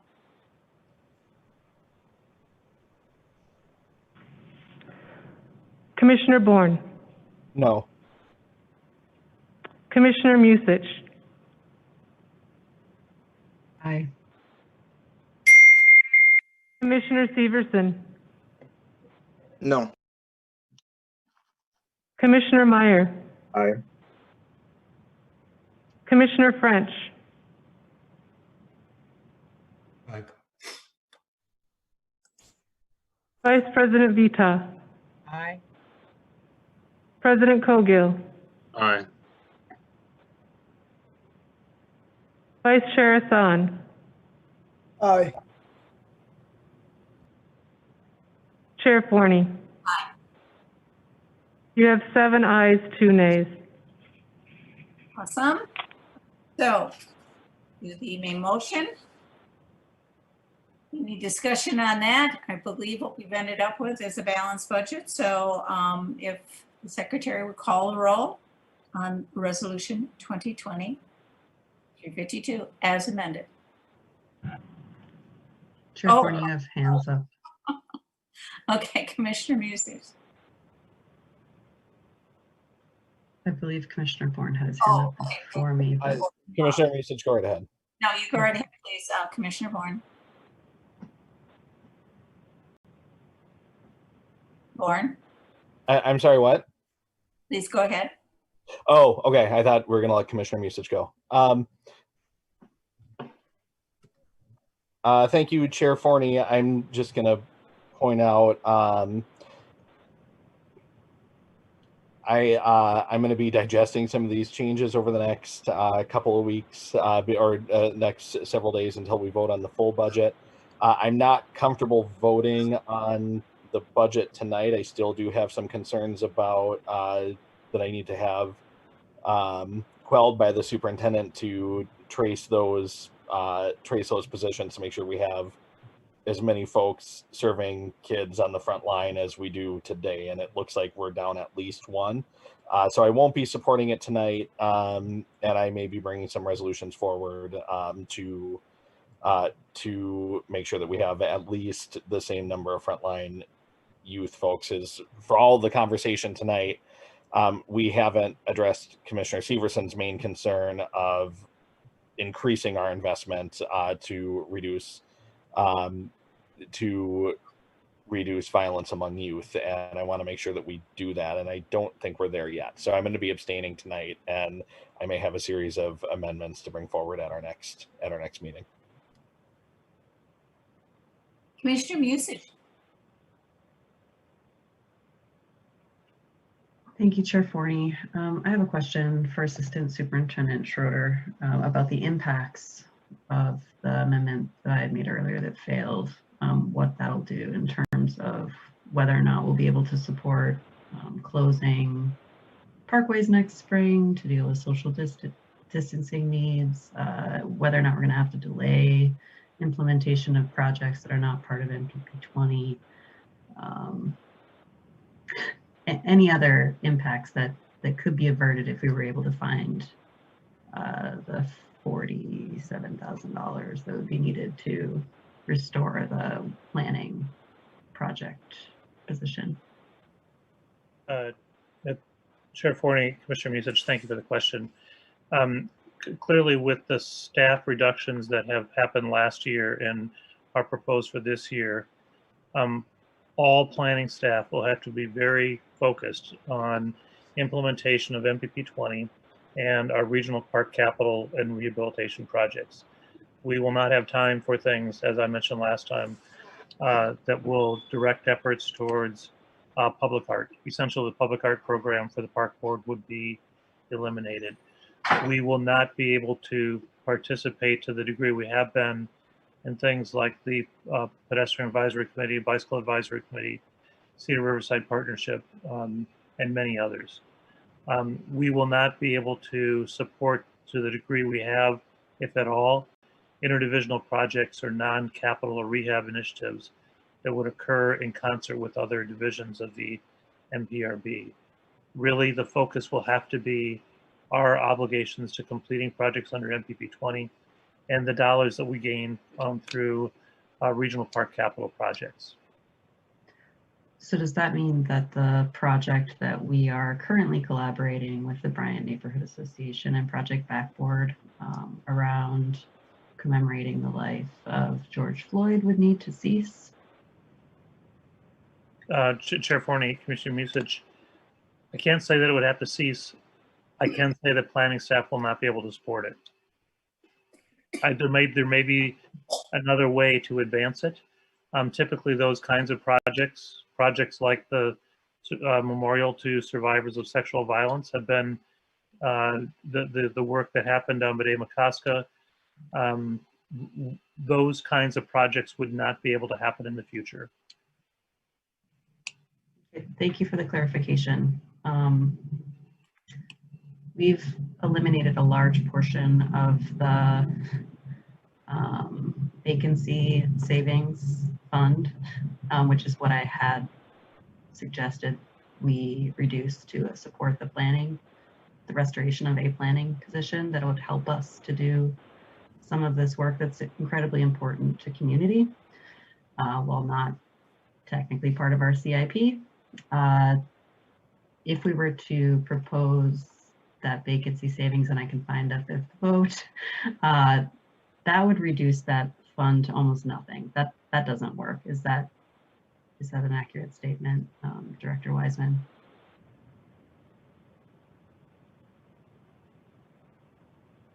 Chair Forney and Commissioner Musich, I think that Deputy Superintendent Secretary Ringgold mentioned, having the grant writer be supported partly by a revenue increase. That would allow some room in the vacancy savings if you wanted to use vacancy savings, or if this board chose to use that vacancy savings for something else. Okay. So that's a conversation I can continue, I guess, and I will continue to try to seek support for a fifth person that can step up to help keep this position. I just feel like it's incredibly necessary for us to find ways to sustain these projects that are outside the core work of planning, because they have so much value in terms of the cultural contribution that they are giving and that soul recharging that it provides to our residents. So if you want to talk to me about it, give me a call. Thank you. Commissioner Bourne, for second time. Thank you, Commissioner Forney, again for the welcomeness also. I'd really encourage my colleagues not to bank on future revenue. I mean, that's a variable source. That's a variable, effectively as of today, an imaginary source of funds. And it just kind of doubles down on what I think is a mistake with that position. We're not only going to fund what I think is a mistake position out of ongoing funds and other frontline employees. We're going to try to fund other things with the money that person probably is not going to be able to bring in. I hope I'm wrong with that, but then that increases our deficit for next year. If my colleagues are so confident that that position will make money, pull out of one-time funds, and because it'll be coming back in, paying dividends right out of the gates. So I would not have us use an imaginary revenue number that we don't know, that our staff has said have not done a development plan for yet. I'd be open to spending one-time funds, and to the 5th District Commissioner, a position is something that we can add into the budget in January. We can do a budget amendment then when we start having our one-time fund adjustments. We can also change the priorities of the staff of the planning department too. That's within our purview. I certainly would not want to stop the Bryant neighborhood from having a memorial to George Floyd. I think that there's some other projects that we can collectively say in the planning department are a lesser priority. So we have that ability. When there's something important, we can get it done. And we can take some things that we think are less important, as we've done tonight. So I'm open to one-time fund expenditures. I'm open to changing the priorities of the planning department. Not seeing any other hands. Once again, we are voting on then Resolution 2020-352 as amended. The Secretary, please call the roll. Commissioner Bourne. I'll abstain. Commissioner Musich. Aye. Commissioner Severson. Aye. Commissioner Meyer. Aye. Commissioner French. Aye. Vice President Vita. Aye. President Cogill. Aye. Vice Chair Hassan. Aye. Chair Forney. Aye. You have 8 ayes, 1 abstain. Thank you all. With that, I will call the meeting. Madam, Oh, yeah. Madam Chair, just a quick question. Could the secretary maybe give the board some information on our procedure next week for the final adoption of the budget? Where we'll be meeting and public hearing time and things like that? Would that be okay, Madam Chair? Please, yes, yep, I wholeheartedly agree. Secretary, Thank you, Chair Forney and Council Rice. So the budget meetings next week will be held virtually. So the city will be managing the public hearing, which will start at 6:05. We will post our agenda on Friday, which will include information about how to get to that public hearing. We also will then, the city will manage the BET meeting, Board of Estimate and Taxation meeting. And then once that is done, we will convene our meeting to approve the budget virtually. So you will receive a Zoom link and you'll be able to, again, meet virtually and be able to approve the budget that way. So the agenda that we put out on Friday will contain all of the key information you have to be able to watch the public hearing as well as to watch the BET meeting, and then you will have from me the information you need to be able to access the board meeting to approve the budget.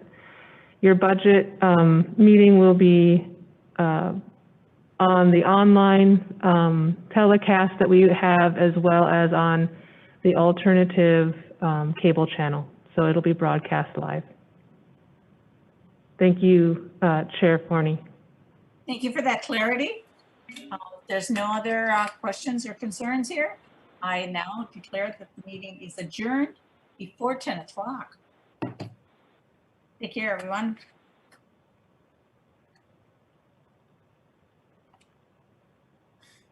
Have a good night.